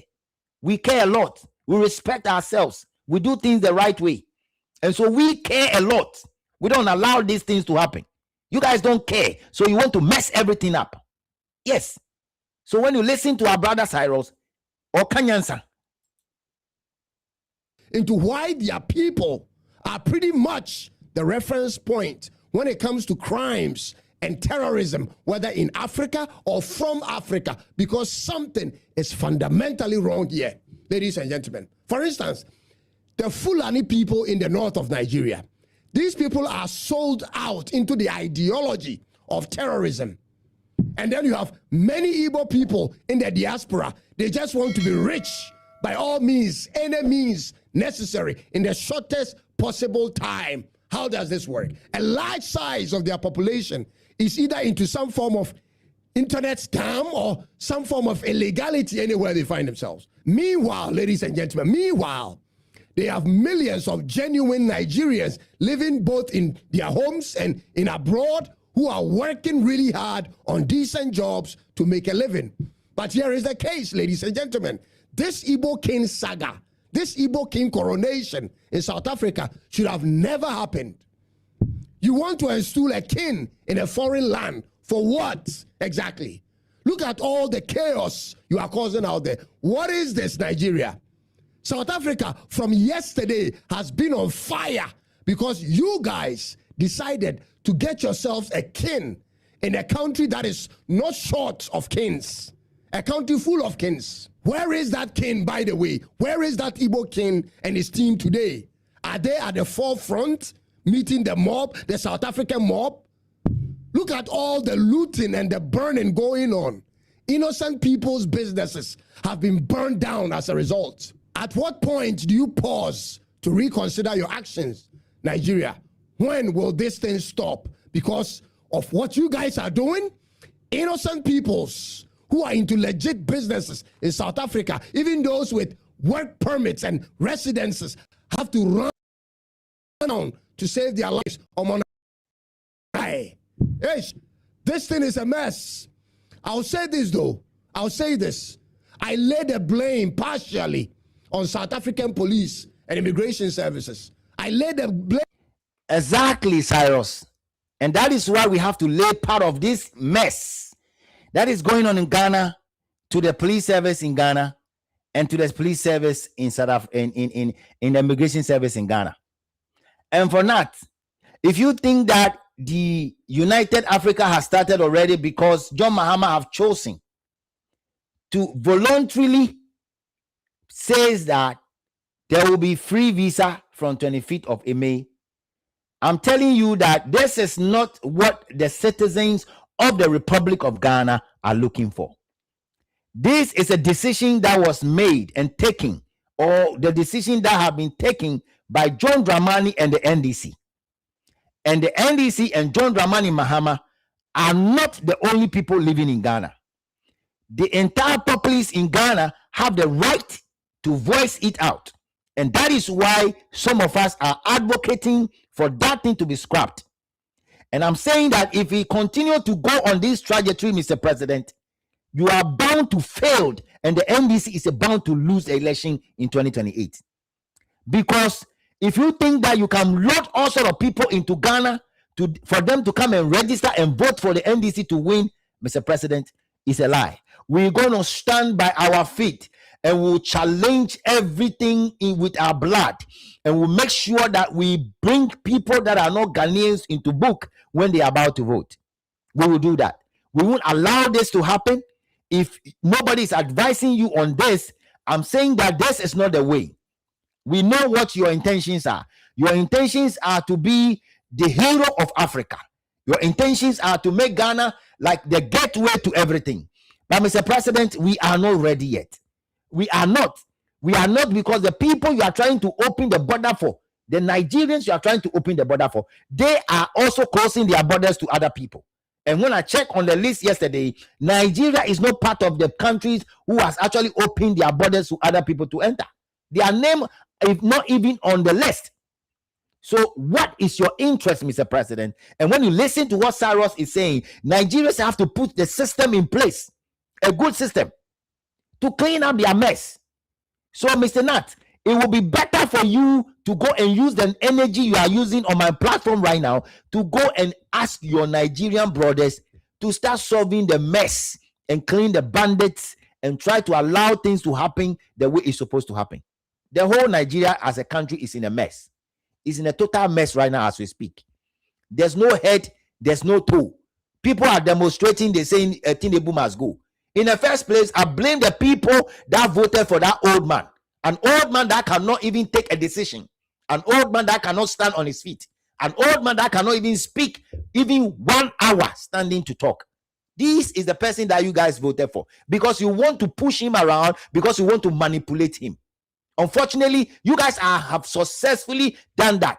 And that is what you guys are thinking, that by extension, you will push your way out to Ghana, the Yorubas, and come and lie to people that some of the Yorubas are guns. And that is a lie from the pit of hell. That will never happen. Never. So you guys have to clean that.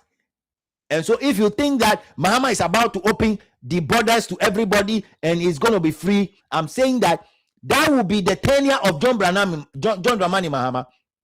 And some of us, we will forever remember him as the president that opened the border to bandits. The president that opened the border to Boko Haram. The president that opened the border of Ghana to every thick and thin Nigerian to enter. Because I'm telling you, if you open the border free right now, how many Anglophone, Francophones will enter?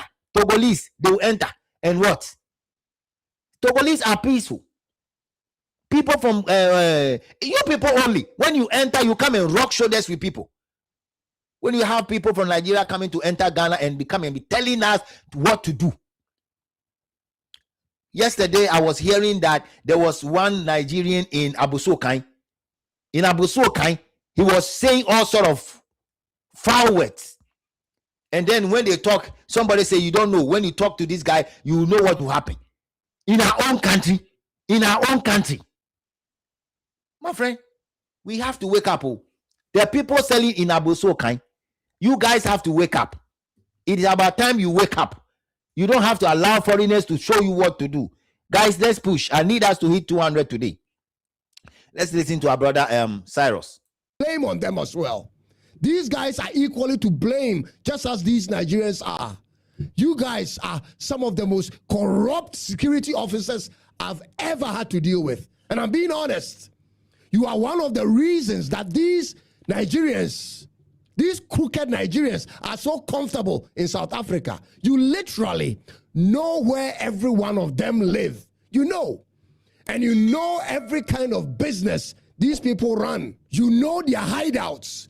You literally know this supposed Igbo in South Africa. He lives. You know the places they have fun. And even the women that they deal with.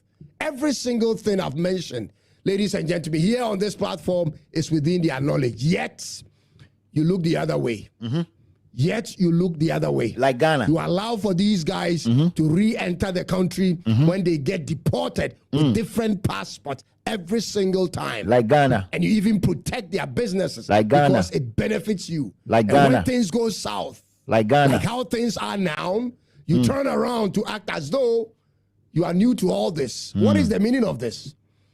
You are complicit in their misbehavior, for your information. Like Ghana. When it suited your agenda, I remember, when it suited your agenda, you came to Braamfontein one time while I lived in the area, and you ransacked every one of their shops and brought out tons of illegal substances in one day. When it suited your purpose, ladies and gentlemen, when it served your purpose, you can on any given day shut these guys down permanently, but you choose not to. Instead, you attack innocent African residents. I remember, ladies and gentlemen, I remember one time when I was in Braamfontein, crossing the Mandela Bridge to Park Station, for those who know, and the police van, the South African police van, came across and stopped me. You picked me up in that van, even though I showed you my passport and my valid visa. You picked me up, you asked me a whole bunch of questions, which I provided answers to. You searched me so thoroughly as though I were a criminal and drove me around for hours, ladies and gentlemen, until I had to give you guys money for cold drink. What a shame, South African Police Service. What a shame. Then you dumped me somewhere all the way in Midrand, somewhere around Midrand, around 3 p.m. Meanwhile, these guys messing up your youth with drugs. These guys messing up your street with drugs. They are still moving there. around boldly without any paperwork, as though they owned South Africa. What kind of hypocrisy is this from the South African police? That experience, ladies and gentlemen, was my first time ever after traveling to 12 different countries, and I never felt the same in that country. Ladies and gentlemen, the Akan proverb that states that while you advise the cat, you also advise the mouse. Very true in this instance. We spend so much time talking about the conduct of many Nigerians in Ghana and in South Africa and elsewhere. We spend so much time talking about it. But we leave out the security services of these countries. Why? Why do the people who are trained and paid to protect us, protect the borders, and the local people allow for these things to happen? Why? For instance, in Ghana, the service has the capability, they have the intel to crack down on every single Nigerian gang engaged in criminalities in a matter of hours, but they don't. They know the whereabouts of every single one of them, but they don't do anything about it. Ladies and gentlemen, why? Why? Because their bosses are definitely compromised. Yes, it's like Ghana. It's either their bosses are compromised or they themselves are Have been compromised. Ladies and gentlemen. So they rather shield them instead of exposing and arresting them. And as a result, you hear of crime involving them. When you listen to the protest on the street of South Africa, when you listen, it's just the same as what we have seen down here in Ghana. The situation of arrests being done And then you find out the same persons that were arrested were released, moving around on the streets again. The same day, yes. It's the common practice in Ghana. They arrest them and release them. Yes. The laws just disappear when it applies to these guys with the money. Eventually, for your information, the people lose their faith in the laws of the land and take matters into their hands. Ladies and gentlemen, so like what Cyrus is saying, the same thing is happening in Ghana. Whatever is happening in South Africa, some way, somehow. They arrest the people, they release them the next day, they arrest them, they release them the next day. And the same thing is going on in Ghana, where people will arrest Ashawo people, send them to the police, and the police will rather arrest the people that bring the Ashawo to the police station and allow the Ashawo girls to go, because the Ashawo girls will come and lie that these guys are kidnapping them. If you are kidnapping somebody, will you bring the person to the police station? So what Cyrus is saying is the truth. And for me, I've never taken the police, the Ghana Police Service, out of this, and the Immigration Service. Most of them have been compromised. They are being bribed. I'm telling you, in La Abese, in front of the police station, there are shower line.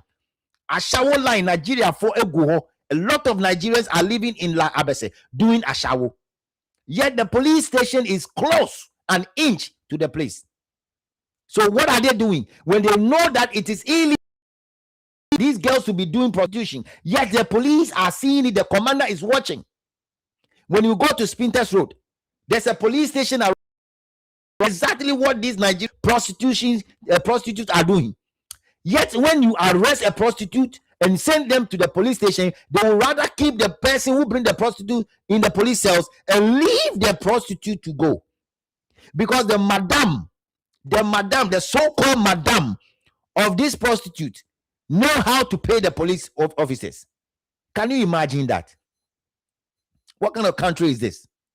Where illegality becomes the norm, where police are already supporting the illegality of the people, where the police are rather going around supporting the illegality of the Ashawo and the Nigerians because they know how to bribe and pay their way out. Look, I'm saying that me, if I'm one of the authorities, if you're a police officer and you ever take a dime, you are going. You will go. This is how we have to do things. We don't have to allow people like this. Something happened and they will say, order from above. And the last time when I was coming to the studio, I just saw a video where a paramount chief was complaining about something. And if I have the time, I'm going to play that video here. It's very, very important. Anytime John Mahama comes to power, let me say it and say it again. Mr. Mahama, I'm saying that anytime you come to power, this phrase, order from above, is normal. It's normal, Mr. President. Even though you came out to come and say that you don't have that thing in your government, I'm telling you that maybe you don't know what's going on. You have to come down and contact the people in the ground. Order from above, they are using it every day. Every day, Mr. President, if you don't know. This is what's happening in South Africa right now. The people have lost faith in the South African police service. They have lost faith in their home affairs. And by extension, they have lost faith in their government. They see no solution, no permanent solution coming from these institutions. And therefore... Well, if you want to follow me, please check on my page. You can see where it's written subscribe, okay? You can subscribe it, hit the notification bell all, and then share the videos to 1 or 2 people. And there are so many videos out there I'm working on. So you can follow me. You can also join my membership. When you join the membership, that is for better. Because when you join the membership, any video that I post, you get it first before it will go to other people and stuff like that. So that's basically what it is. You can share the video, you can like it, you can follow me, or you can subscribe. Go and look for the subscribing button. It should be at the far right. Let me see. Let me pull this one up so quick so I will see how it look like. So if you are watching me right now, you can see the share button and you can see other stuff. Because I have subscribed already, this one you won't see it. But you can see the subscription button and you can hit the subscription button out there. Thank you guys. We've hit the 200 mark. Thank you, guys. We've hit the 200 mark today. Today is the best day. Let's go ahead. We can hit the 230. We can hit 230. It's very, very important. So you can go ahead and follow me out. If you are not following me, you can go ahead and subscribe and share the videos. A bunch of videos that I'm talking about, and we are not going to stop this. We're going to do this because Ghana is the only country that we have. People are out there praising His Excellency John Mahama, but we here, we don't praise people just because we are praising them, because we have been with the NDC and we are family members in the NDC. We are people that are still in the NDC, having positions in the NDC. And so when we are talking, we talk and we want to talk. They take matters into their own hands and deal with the situation. Listen, every African country on its own has internal problems to resolve. Nobody is willing to carry the cross of another. Nigeria must resolve Nigeria's problems. Yes. So that we all can solve our individual problems. So you see what Cyrus is saying? Each African country has a problem. Before we can become united Africa, each African country have their own unique problem. Have we even finished solving our problems? We have to solve our problems before we can even think of coming together. So we will not allow Nigerians to bring their problem on us. Their unemployment rate, their criminality, their money rituals, their syndicates, the QNet issues. We will not allow them to come and infect our people with that problem. They have to solve it in their own backyard. Mr. Tinubu, solve the mess in your backyard. Solve it first. If you solve it, then you can think of United Africa. Whatever John Mahama is trying to do, we will resist it. And if he continue to go ahead, we are promising him that he's creating a problem for whoever will take the next government from him. He's creating a problem because at the end of the day, we will campaign based on that. Because anything that happened after May 25th is on the shoulders, the legs of John Mahama, Esiedun Ketia, and all the NDC members. Anything that happened from 25th, any immigration issue is on them. They will carry that cross. So they should know it. It's very important. Anything that happened will be on them. So they shouldn't think that we are joking here. We are not. This is not a matter of joke. It's no joke. Nobody should be dumping their problems on another. For the 100th time, I'll say this. If Nigeria continues to get worse, we've got a problem, ladies and gentlemen. They will export all of that mess to every corner of Africa. Mark my words. I mean every statement I'm saying today, ladies and gentlemen. If the current economic and security state of Nigeria doesn't improve, we all should brace ourselves for chaos everywhere, or else we will have to completely prohibit them from entering our countries. And cynically, listen to this part, cynically, the Nigerians, they find or describe the West of Africans as lazy and slow, but they don't realize that those same traits are the reason their country is crippling. Listen to it again. Play it back again and take a listen to what I just said. Listen, if guys. They have chosen not to make changes to their way of life, we cannot indulge in that. We have to do what's in the interest of our countries. Ladies and gentlemen, let the wise ones hear this and act accordingly. I'll end it here for now. My name is Cyrus, and thanks for watching. All right, Cyrus. That's our brother Cyrus out there. I love his work. I'll see you in the next one. It's unbelievable. And if you didn't take anything away, all that I want to take away from what Cyrus was saying is each African country has their own unique problem. We have to solve our own problem, and we will not allow any country to shift their problem onto us, basically. And we will not allow people, and the Nigerians that are entering into people's country, they will go and say that those people in that country are lazy and they are hardworking. Yet they stay in the room and do 419. They do internet fraud. They do a lot of stuff to make money, kidnapping people to make money, and they go out there saying that people don't have money or they are lazy. Basically, that is what they do. And so we, as a country, reject whatever His Excellency John Mahama was saying. Now, there was one video I want to play about the South African president and what he said. And I believe, I don't know if most of you have heard it, but I believe that I had that video, and let me see if I'll be able to pull that video off and play what the South African president said. It is important that we listen to what the South African president said. It is important. And if we're going to have a president in Ghana that will say that, it makes a lot of sense to us. The police, home affairs, and labor inspectors will work together to crack down on violations of existing immigration, labor, and other laws. Employers who hire foreign nationals without the required permits or visas will face the full might of the law. Did you hear that? Can John Mahama have the balls to say this? Can John Mahama have the balls to say this? Can he have the balls to say this? He will not. He dare not, because he's been compromised. Mr. Cyril, I clap for you for this. Guys, I need everybody to clap for Mr. Cyril. Now, to tighten enforcement,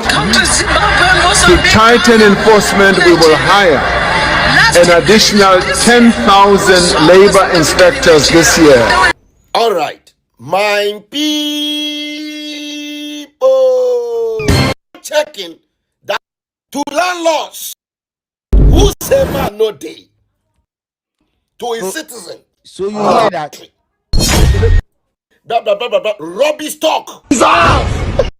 You hear what the South African president is act on saying? the document. I know you people have been doing that already, but we are giving you power to do more. That's what the president is telling you. He's giving the citizen power to do more. Don't joke with your country. Don't joke with it. It's interesting. I love what the South African president is doing right now. He doesn't care about what somebody is saying, United Africa. He doesn't care about it. Honestly, he doesn't care. Now, I have a video I want to play to our sisters and our brothers who are getting married to Nigerians and to Igbos for that matter. Listen carefully from the horse's own mouth. Listen, it's very important. TNE. Listen. What we're still discussing the issue of our sisters dating Nigerian men, considering getting married to them. I actually came across this video and I thought I should share. It would actually be wise for one to listen to him. The wife from South Africa, you know, you take out your in-laws, you take her home to your people, you don't stay with your in-laws. It is true. Traditionally, culturally, that is true. That is the right thing to do. But in my own opinion, if it becomes a reality that we are all living in this country, I won't take my wife to Nigeria. I'm not going to allow my wife to pay for my sins, for my crime. And what is my crime? My crime of coming from Nigeria, my crime of being born from that country called Nigeria. It's not only an evil country, but the people, some of the people in that country. Nat, did you listen? Evil. One of those people are evil country. This is a Nigerian talking. The family of the man that you are married to or you're about to marry to. Nigeria is evil country. You see, those people, they never love you if there is nothing you are bringing to the table. They will only love and respect you if you are the one taking care of their son, if you have a very big source of income. But if you don't have a very big source of income or you run out of money, that is when you now know how evil they are. In short, that family is the kind of a family whereby most of their men make their brothers next of kin without you knowing. Your husband died, you just realize that he has made his brother his next of kin. So before you get married to any Nigerian, find out about these things. And then most of those culture also are culture whereby the guy will make his brother next of kin, and then you are included in his estate. So when he dies, you will be forced to get married to your brother. That is their custom and tradition. That means that his elder brother will inherit you together with his estate. So before you get married to any Nigeria, find out about his culture and tradition. I don't want to mention the tribe that this thing is, you know, these things happen before they will say I'm tribalistic. But just do your research. And another thing again they do, evil thing they do is that when your husband die, They always hold the woman responsible. They will humiliate you. They will subject you to so many things. They will your head and tell you it is their common tradition, is the way for you to mourn your husband. And in most cases, they might even force you to drink the water that was used in bathing your late husband in the That thing mortuary. is still happening in Nigeria, guys. It's still happening. You, even to the South African women that are married to Nigerians, most of them, when their husband die, you see the family, they will become very aggressive towards the wife. And they will be demanding that you come to Nigeria to come and mourn. Never go. Don't. That's why most people, you see the pastors, they'll come around in South Africa here to protect the South African lady from the husband. Now they will now want to use that as an advantage to get money from you. Very evil set of people. Beware of them. Something happened to a South African lady, that wanted to go to Nigeria with her husband, and then with her husband with 2 children. Now, because the guy has nothing doing, she is the one taking care of the guy. She went and took a loan of 80,000 for them to fly to Nigeria. So when they got to Nigeria, they came up with another story to say that the elder sister of the guy has passed away while trying to give birth to a baby. Yeah. And then next thing, the family used you don't have to think about doing anything with them. This lady for them to bury her. Now the lady had to go and take another loan of anti-diner, long time, and give to the family. What a wicked word. Now, how much cost to bury somebody in Nigeria? Somebody who is not even an old person. Nigeria, there is a particular way we bury people that are old, that have. It's just a young person that they made this lady to take a loan of 120,000 rands. She made that loan and gave it to them. It was later she realized the difference in the currency. That is the fact. So that brothers doing here in South Africa and all over the world. It is the family members from home that are behind it. Oh my God. They are the force. Did you hear that? All those things. They are the ones bringing pressure, all those kind of family pressure and manipulation. It is. Did you hear that? So that those Ghanaian ladies that when we talk, they don't want to listen. You want to marry Nigerian. You can't. Your own is coming. The drum is coming on. This man is a Nigerian living in South Africa. And he's telling you what these people are capable, these own people are capable of doing. He said he regrets being born as a Nigerian. He wished that he would be reborn into country. Regret. So if you don't believe it and you want to, they will share food and you guys will go and take it. Domi Kwabenya, you guys will just go and take the food because it is free food. You are selling your souls to the devil. Do you know where he get the money from? You see, sometimes people don't think. And why is he sharing the food on Easter days? The sacrifice. Them. So the lady was calm. Now, all the amount of money she spent for them to go to Nigeria, coming back, this lady spent 200K. So be very, take my wife to that kind of a country. If worst come to worst that we are all living there, I will leave my wife here. I will not subject my wife to a crime that I have committed just in the name of marriage, because it is a crime to come from Nigeria. You hear that? It's a crime to come from a country. Crime. Whole country is a crime scene. These are the people who want to open our border for. Mr. Mahama, if you've not watched these videos, I'm playing because I want you people to watch these videos. Help you to understand where most of the Ghanaians are coming from. This video is supposed to help you people to understand.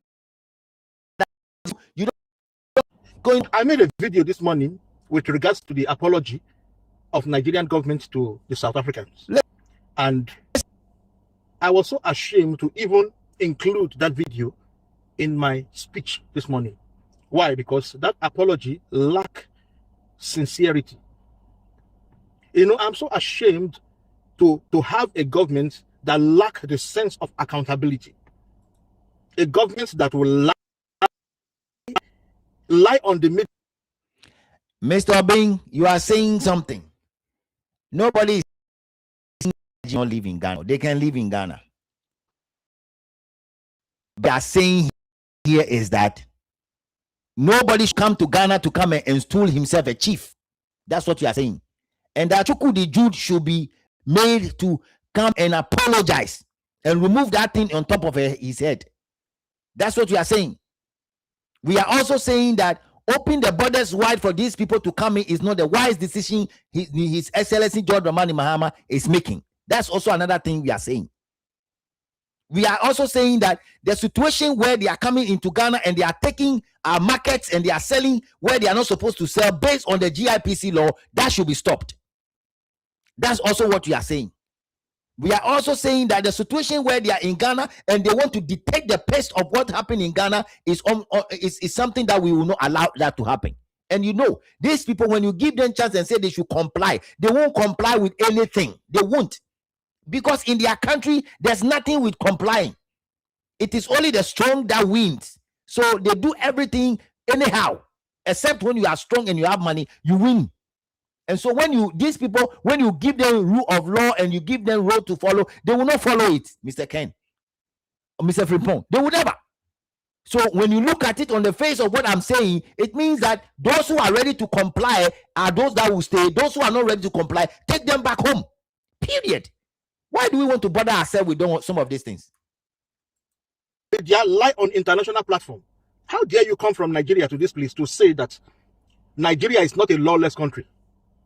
No, some Nigerians are lawless. Because if we are not lawless, why would you be coming from Nigeria to South Africa to come and settle conflicts as big as this? If Nigerians are not lawless, why will Dubai ban us? Listen, guys, listen carefully. Listen. If Nigerians are not lawless, why will Saudi Arabia ban us? If Nigerians are not lawless, why will Ghana want us out of their country? Good. Listen. Why is every other countries, why are they restricting us from coming into their countries? If Nigerians are not lawless people, why are our brothers being executed for a drug-related crime in every countries? You came and gave South Africa a lame apology, a stupid, worthless apologies that lack sincerity. He knows his people. They can feel some sense of arrogance in that apology. Of course. You are actually saying to them that we did not commit the crime that you people accuse us of committing. But anyway, for peace to reign, we are saying sorry. That is the meaning. An apology that has attitude. And unfortunately, South Africans are not accepting that apology. Of course, yes. Our government, number one, that lawlessness starts from you people. Because it is against the constitution of Nigeria to negotiate with terrorists. But you, Nigerian government, you went and paid some billions of naira to Boko Haram to release the people that they kidnapped. You think we will not know? We knew about that. You see? And how did you do it? You use helicopter to dispatch that funds. You see? To their camp. You see? That is lawlessness. You hear that? These are the people who want to open our border for. All your government, all the government officials in your country, they have offshore accounts everywhere where they steal money. This money, we even heard that one late Nigerian had about 106 property in the UK. Lawlessness, no sense of accountability. You hear that? And that is why the country is fucked up the way it is now. You see? And then you are coming to South Africa to come and issue a useless apology, knowing that our life is in danger in this place.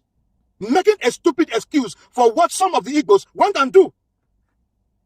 So you think we are stupid? Now, even if you say South Africans are stupid, so you are also saying that we, Nigerians, we are stupid not to know the meaning of a coronation from an installment of a cultural leader. This is not what you were supposed to come here to say. You were supposed to come here to apologize for the abomination that was committed by some of our brothers in this country that has led to some innocent foreign national losing money, losing their properties, losing valuables. The mayhem that some of our Igbo brothers are causing all over the world. And you are coming here to say Nigerians are not lawless. What kind of a thing is that? You know, I just pray that, you know, this matter, I just pray that God. Guys, you see the way the man is getting fueled up, is getting paved, is getting angry to his own people, to the Nigerian, his own people. They think that people are so stupid they can't read between the lines to see what is going on. I applaud the people in East Cape in South Africa. Bravo to be guys. You fight a good fight, and I'm happy to stand by your side. And I need my friends in South Africa to help us as Ghanaians. Whether they call Ghana and South Africa xenophobic or xenohasophobic, we are trying to protect the Constitution of the Republic of Ghana. We are trying to protect the Constitution that form the local leadership. We will not have anybody running from his country to come and tell us what to do. And look at the way this man is talking about all these issues, where they are doing their own thing and releasing funds to the Boko Haram. You see, the whole country is totally messed. Some people are sitting elsewhere and they are controlling everything because it will benefit them. And then our president, His Excellency John Mahama, cannot read between the line, could not see that where we are going is a total mess area. And he went in there. Whatever it is that they give to him, I don't know. Whatever it is that they offer him, I don't know. But what we are saying here is that, Mr. President, your decisions and where you are heading towards in favor of the Nigerians is wrong. And if you don't retrieve back, I'm telling you that Ghanaians will pay the NDC back in 2028, and some of us are going to be instrumental into campaigning against the NDC. If you ever open this 25th thing and you continue to open it up for Nigeria to influence in Ghana, and it is time to campaign, we will campaign against you. I've told you I'm an NDC member. I have people that are still NDC. I have people that are still in the NDC. We've been there before, and we know how we campaign, and we're going to make sure we campaign against the NDC if you continue to do this. If somebody is listening to me, is an NDC member, please go and tell them the way we campaign, the way we use, some of us use our Facebook page those days to campaign for the NDC, to campaign for our Tamils, to campaign for JJ. Those days when they messed up and we stopped campaigning, we campaign for J.A. Kufo. We see Adina being to the sense there. We look at the face of what the person is capable of doing and we campaign against you. Do you know why you won the election? It's because of the lies of Bawumia. At that point in time, Akufo-Addo and Bawumia are just like nothing. And so Ghanaians choose to vote for you. If we have a proper representation somewhere, I'm telling you, if the MPP do that, like, so you see, your NDC will never win.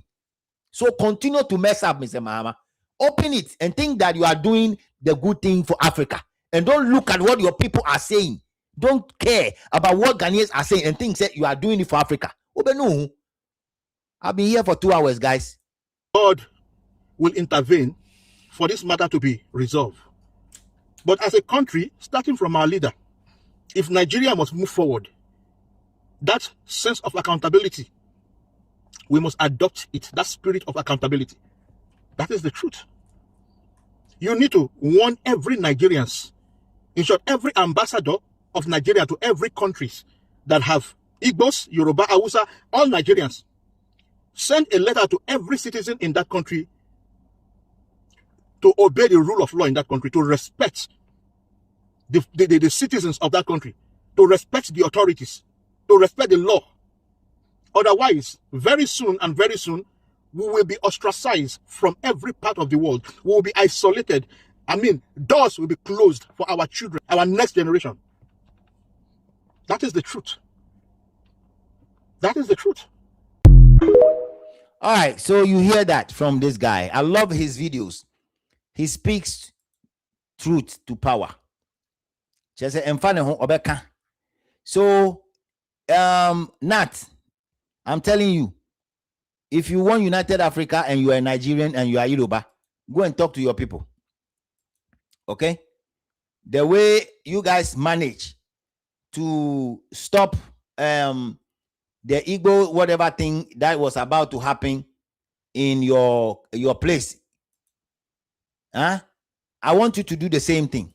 It's very important. South Africans and all my Ghanaian people, we Nigerians, we sincerely apologize for the actions of some certain Nigeria. Listen carefully. This guy will say something. You see, but let me overwhelm you. You don't know anything about Igbo people, you know, this tribe in Nigeria. Igbo people, they have this tendency to dominate, to monopolize everything. If you give them a chance, they will take chances. You understand? If you give them a yard, they will take a mile. You hear that? If you call them to eat with you, they will wash hands to elbow. You hear that? Even Nigeria is not supposed to gain an independent 1960. We're supposed to gain our independence way back. But the colonial masters, they saw all these things. They understand and know very well who the Igbo people are. They know that Igbo people have this spirit of dominance, have this spirit to overrule every other people. So they actually buy time. Believe me, they know if they grant Nigeria are independent, when the likes of Nnamdi Azikiwe, Atoni Enahoro was raising the motion for Nigeria independent. The reason why the colonial master did not grant it, because they were grooming the Northerners. They want the Northerners to raise to the leadership position in Nigeria before they can finally grant the independence, because they know that Igbo people, they were so eager to take over power, to overrule everyone in Nigeria. The colonial masters, they know all these things. Even when Sir Ahmadu Bello came back to Nigeria in 1954, he saw all these things. The Igbo people, they were everywhere in the north. They take over everything. Listen to this. One thing I've noticed, Premier, while I've been here, is that Northerners seem to have, I might almost call it obsession about the Igbos. Could you perhaps explain that to me? Well, the Igbos are more or less the type of people whose desire is mainly to dominate everybody. You hear that? Dominate. If they go to a village, to a town, they want to monopolize everything in that area. If you put them in a labor camp as a laborer, within a year they will try to emerge as headman of that camp. You hear that? And so on. So Igbo people, they are those type of people. If you give them the chance, you allow them to come to your house, before you know it, they want to become the landlord of the landlord. house. So that's how Igbo people are right from time. That is the reason why majority of Igbo, they lost their credibility of leadership position in Nigeria today. It's not that we don't have good people who can really lead effectively from the east, but majority of Nigeria, they lost that confidence. They lost that confidence in Igbo man, because they know them. Once you give them a chance, they want to take over everything. They want to make every other people slaves. And that is the problem we are facing in Nigeria today. People, they will come to your house, and before you know it, you, the landlord, will become the tenant in your house. These are the people who want to rent our houses. And Mr. Z, these are the people we are allowing them to be giving our widows food. You see? Some of our mothers, we have to go and play some of these videos to them and explain to them. We really have to, some of our mothers, because some of our mothers don't understand what is going on. We have to go and play some of these videos to them. Everywhere an Igbo man will enter, they want to create their whole place for themselves. It is crazy. Yes. And the Yoruba also have their own issue. They do it when the Igbos are doing it, Nicodemously. We can't continue like this, folks. We cannot. And that is why we are saying that if they open the door today, you see the number of them that will enter into Ghana. Too many of them. Too many. They will enter into Ghana. It is very important. Yeah, guys. Today, I appreciate the effort down here. And I will see if I will be able to play one or two stuff from one of our sisters who was very, very unhappy with respect to so many things. And she sent me something interesting, and I want you guys to come with me to go listen to that one as well. Like I told you guys, I have a bunch of videos that I want to play today, but I think at this point in time, there was one more I want to play before we go, and I want you to listen to this one. The reason why Ghanaians really don't cherish what Nigerians are doing. These questions. Why do Ghana hate us?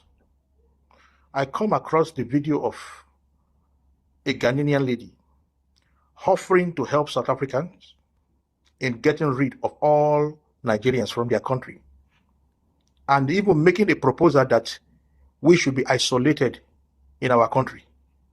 What is it that we have done to Ghanaians, apart from the fact that we tried to install an illegal Igwe in that place and it backfired? The hatred at which these ladies, they express themselves, it's so confusing, even to me. It's so scary. Now, this lady has accused a Nigerian doctor of fraud. I would like us to watch this video, and I will say something about this. So I saw a video of a Nigerian doctor talking about how these criminal-minded people, let me tell you, criminal-minded people, these people, this Nigerian doctor, like the doctors in Nigeria, will intentionally tell somebody that they have appendix. And you know, appendix, you can cut it out, but they will not even do the appendicitis. They will not take the appendix out, right? They will open the human being and close the human being again and collect money. Nigerian doctors, medical doctors. My Nigerian, the criminal mindset, the way they are money hungry. These are the people who want us to have Africa unity with. You hear People that? who don't have empathy for their own people. You don't have empathy for your own people. You don't even feel that, hey, how do you open a human being and close the human being back? Why are you people like this? Why are you so criminalized? Like, it's like the criminality is part of your blood. It's like a DNA. Criminality is a DNA. Hey, Nigeria. Why are you people like this? Some of the things you do, when I hear them, I can't believe that you are human beings who could think about such a thing to do it to your own people. No wonder the country is the way it is. No wonder Nigeria is the way it is. And these are the people you want to have unity with. Do you know what you are talking about? Those Africans who want to have unity with these Nigerians, do you know what you are talking about? Do you think these people are just there for? They have been mixed. Their DNA have been infused with criminality. They can never survive in a law-abiding country. We have to make sure they are stuck in their country and they do whatever they do to themselves and they get tired. Because the more we let them out, the more they feel comfortable to do what they have to do. But when we keep them in that country where they call Nigeria, they don't have a choice. They have to change. Yes, they do.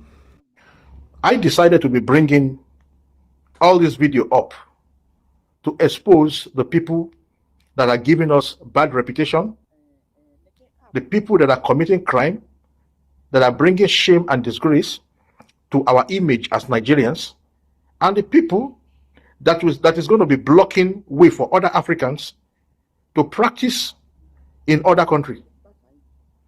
I know that I'm still going to be attacked for this, but we Nigerians, I want us to have a moment of self-introspection. How long is this going to happen? I mean, how long is this going to continue to carry on? You can see the hatred and the anguish at which this lady is using to express the hatred that Ghanaian has for Nigeria. It's even tiring, it's confusing. How can we be hated all over the world like this?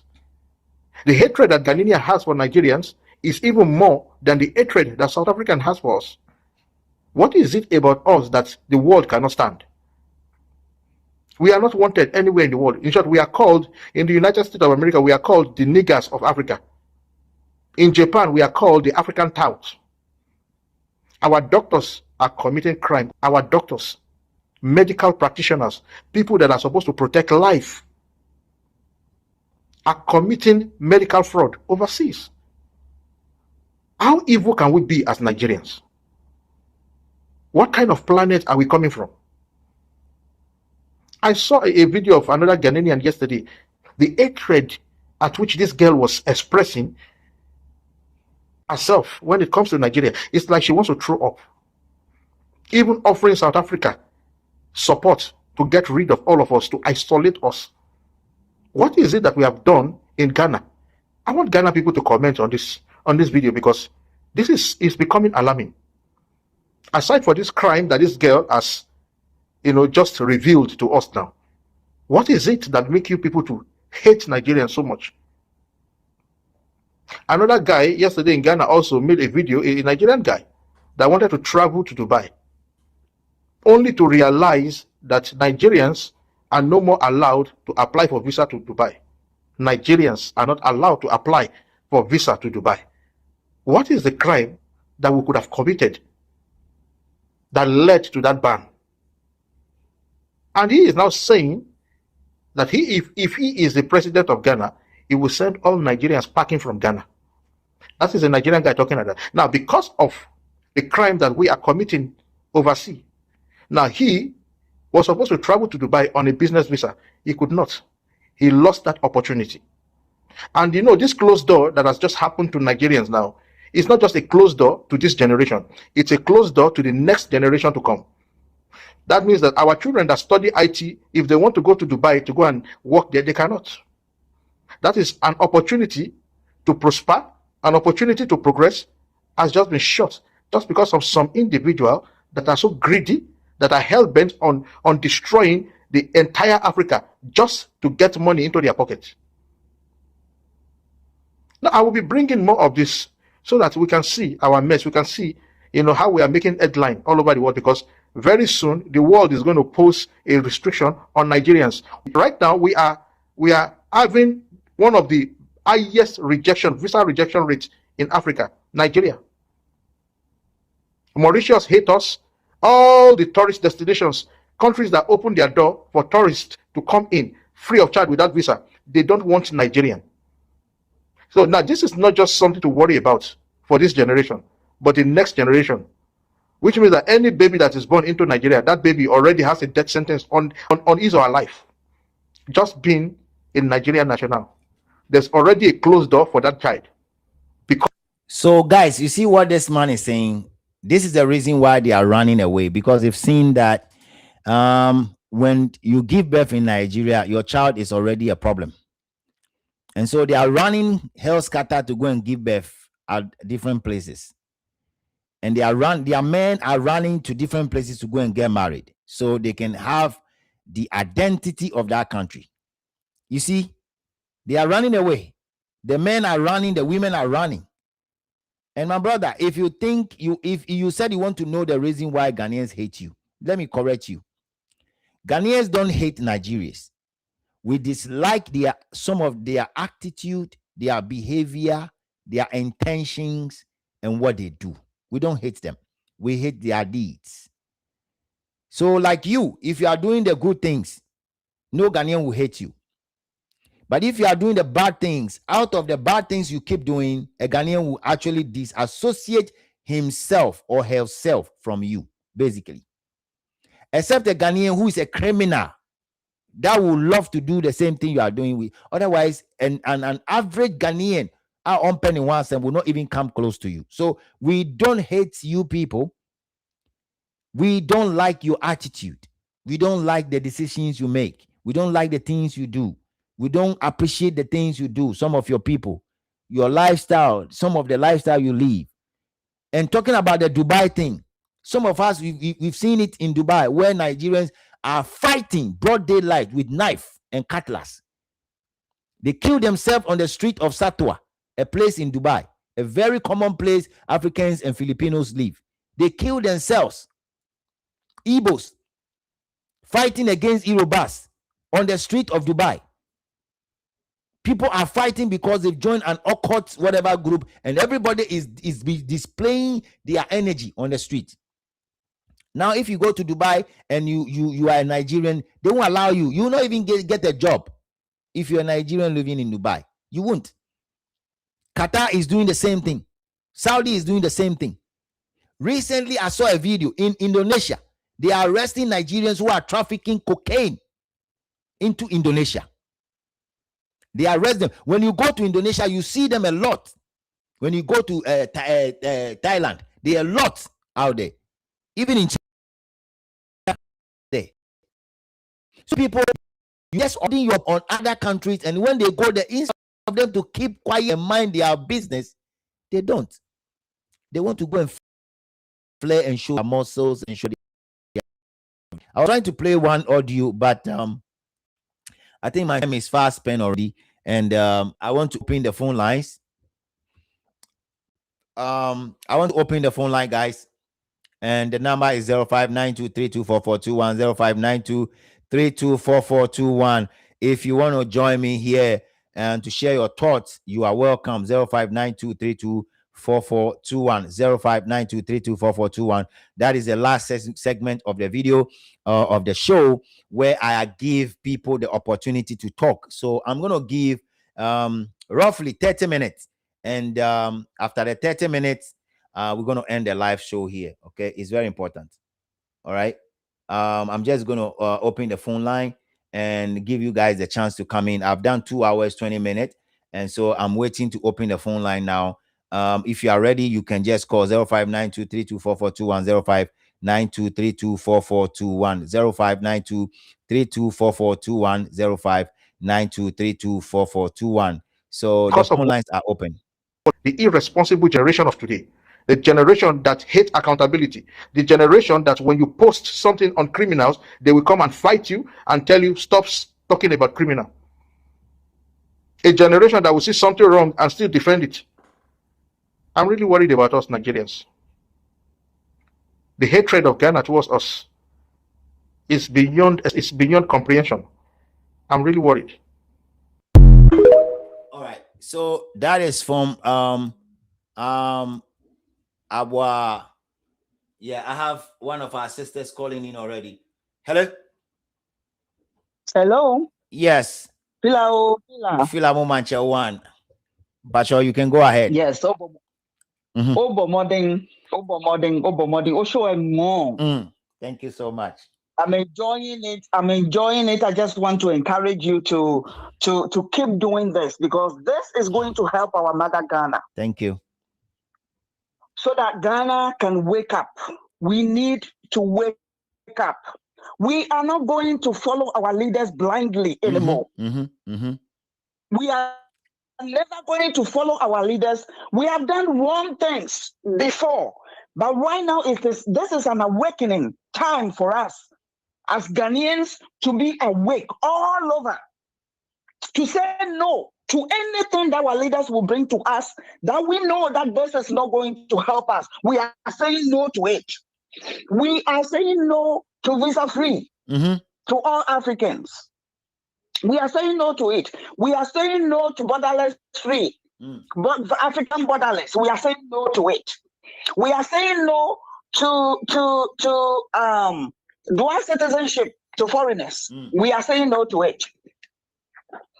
There is a guy under the comment section that is yelling and typing a lot for African unity. African can never be united until Nigeria clean up their mess. Yes. Nigeria is the problem of Africa. For Africa. Nigeria is our problem right now in Africa. Nigeria is the problem for the whole world right now. The only person that is following, the only president that is following Nigerians is Mahama, because he's in bed. Mahama is in bed with the Nigerian leaders. Mahama is in bed with Nigerian leaders. And we are saying no. We are saying no. So I am pleading to all Ghanaians on the 25th April. I'm pleading that our mothers should close their shop. Everybody close your shop. We should follow what the South Africans are doing. Exactly. Even their leaders are following them. Their chiefs, their kings are among them to demonstrate. We should learn from what the South Africans are doing. The shops, all the Ghanaian shops should be closed. We should close down to demonstrate, to show Mahama that he is not doing right. He's not doing good for us, the citizens. All his decisions taken are for foreigners. Every decision that Mahama is taking is for foreigners. You see Mahama coming out recently to say that the landlords should reduce their it's for foreigners. Yes, the amount is for foreigners. Yes, he did that for the foreigners because he knows he's going to do visa free, so that when they come, they can get the place to sleep. 6 months, they can be able to afford it. So now Mahama is doing everything that he can in his bone to do for foreigners, and he ignored and he forgot about the people who brought him into power. So we are saying no. This is what we are saying. We are saying no. We are saying no. So let's show Mahama on the 25th April. Let's show Mahama that Ghana belongs to Ghanaians and not for him. Ghana is not for him and his family. Ghana is not for him and his Yoruba people. Because he went there to take the chieftaincy. This is the reason why they gave him the chieftaincy. This is the reason why. They know what they're about to do. They know. Mahama should get off so that he can be the father of the nations that he wants to be, African father. He wants to leave, he can go. But not right now. Right now, he needs to focus on Ghanaians, and he's not doing that. So we are going to demonstrate to tell Mahama whether he focus on us or he should get out. So that means the military has to take over from him. We love it. What Thierry is doing in Burkina Faso, we love it, what he's doing. Yes. So we know that when the military take over, military will do good. We know, we Ghanaians, we know. The youth, we know that whenever, anytime the military will take over, we know that they are going to do good. He's doing good in Burkina Faso. He is doing really good in Burkina Faso. So it is time. I just want to encourage Ghanaians. Let's wake up and let's do it.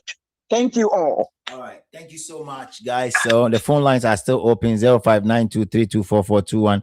0592324421. The phone lines are still open for just 30 minutes. So if you want to share your thoughts, you are welcome. Please make your call through and tell us what you also think about the entire stuff. 0592324421. 0592324421. 0592324421.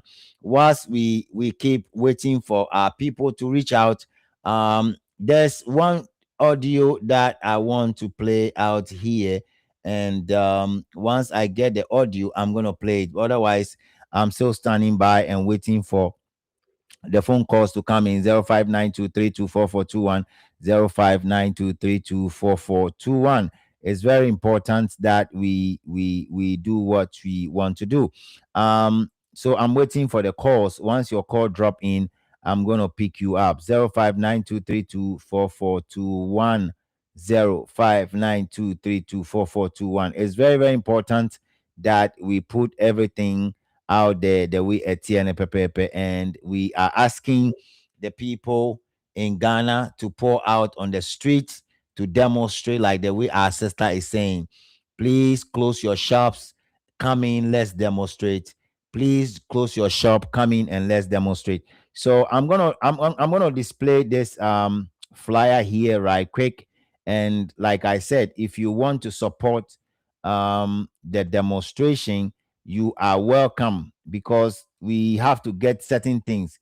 Say plenty flyers in us for we have to go around to the market and talk to people. We have to alert people. We have to talk to some chiefs and like that. Charlie, say baby. So where is the flyers that I have here? So we are actually asking, if you want to support, that is welcome. Okay. Because we want to do this demonstration massively, and we want to call everybody that need to be called to come and support what is going on. It's very important that we do it that way.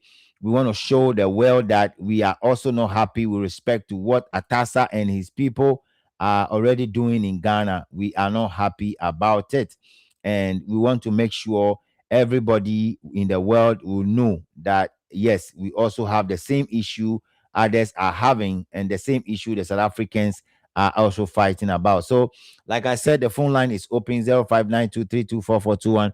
0592324421. That is the number to reach out to me in the studio. Normally, no, this phone is always in the studio. So, now come here and say I'm away from the phone, or even if I'm carrying the phone, I might not be close to the phone. So I will call you back. You can leave a message as well. If you want to leave a message, I will see it and I'll get back to you. Yesterday, I told you people say our brother, Mr. Jiri, Wakotana Nigeria channel, he's willing to go back there. We have a lot of Ghanaians that are stuck out there. We want to bring those people back. Okay, we really want to bring those people back. It's part of my agenda. And if you want to support, if you want to help us to get transportation and help our brother to go and bring the people out there back, please let us know. Contact me on the line so we can put people together. All right, we want to put 1 or 2 or 3 or 4, 10 people together who are ready to contribute to go and bring the Ghanaians Nigeria back home. And I'm telling you, once we are able to do that, our names will be flying, and it's going to be from the diasporans only who did that job. People have been trying to do it, but honestly, they've not been able to initiate that thing. And if we are able to do it, me and you, our name will go far, papa. if we are able to do that, because to be honest, Ghana for Bibri and that's what he told me. And also he said something that if people keep saying, say there are a lot of Ghanaians living in Nigeria, it's not true. It's not like 5,000 people are saying 500,000 Ghanaians living in Nigeria. No, it's not true. He has said it, say, based on his own analysis and the rounds he have made so far, the total number of Ghanaians living in Nigeria no, less than the number people are calling. So when you go and the police are saying the number is not what it is. And that is basically what it is, because people keep coming home and the Ghana Police Service and the Immigration Service don't have home. And so they'll give you the figure that is out there. And that is one of the catalysts the Nigerians are also using. Okay, they will just say that, oh, I have a lot of people there. They want to use that one as a catalyst, and we have to make sure we counter attack it. It's very important we do so on this platform, Top Gossip 24. I'm looking for the flyer for the donation. I don't know. I can't even find where that is, but I'm gonna still dig for it, because I need to show you guys. That one. It's very important that I show you guys, because people want to support, and as much as people want to support, we want to make sure that we give them the right what do you call, the right Momo number from the organizers. You understand what I'm saying? The right Momo numbers from the organizers, so they can direct whatever funds they have to that particular Momo number. We don't want it to be like Obibeka say, me, I send money to for the thing and I didn't do this, I didn't do that. We see. We don't want that to happen. So we want to make sure, say, we are sending it to the right quarters. Do you understand me? So before I go, this is the flyer for the demonstration, and I'm saying that the Momo number is under it. You can screenshot if you want it. Please, anytime you send something to this number, make sure you screenshot, so you send it to the number again, so that they will know your name and where you are coming from and where you are helping from. Okay, it's very, very important. We want to make sure from the upcoming days, no, Niama Bekoso or marketplaces near there. And since your sister we are saying that everybody close your shop and join us. Yemfan said 3 weeks from now, close the shops, join us. Let's march on the street of Accra. Let's people feel the impact of what we are talking about. Ghana is really not safe. A work for that matter. And we are saying that our passport is now becoming porous. The street is becoming porous. People are scared of releasing their kids to go to school and all these things. No, so guys, like I said, the phone line has been open for a long period of time now.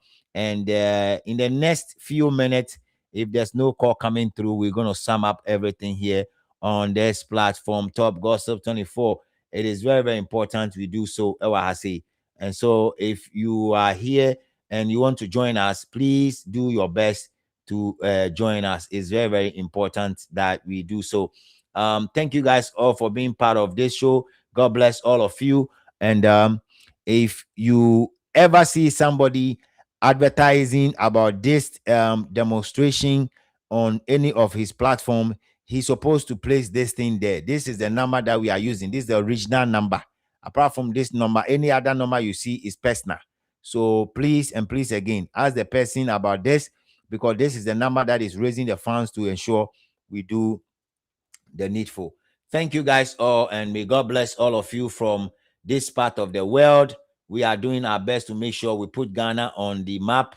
All that we're doing is to make sure Ghana will be the best place to be. We don't hate anybody. We are not here hating anybody at all.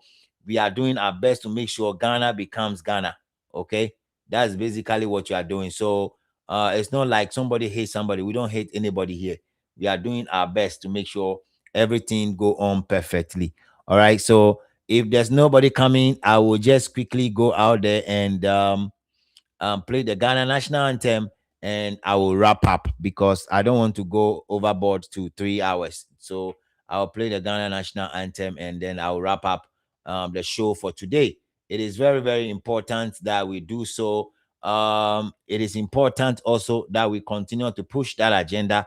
Ghana is the only place that we have. We don't have more than 2 Ghana. And so we have to continue to support ourselves to push everything that we have to push. It's very, very important we do so. So the Ghana national anthem is what I'm about to play, and let's go and listen to it the way it's tempo.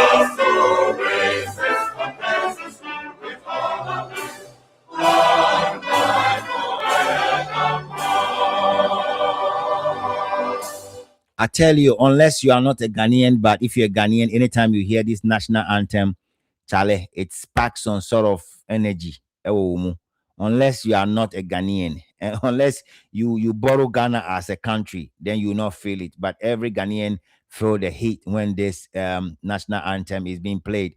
I'm going to end the live stream here today. I don't know what is going to happen tomorrow, but like I tell you guys, I'm free tomorrow, and I might happen to appear here with something. Otherwise, we're going to make it next week. This is your humble servant right here on this platform, Top Gossip 24. The pressure is on. The pressure is on. Pressure, tension is mounting.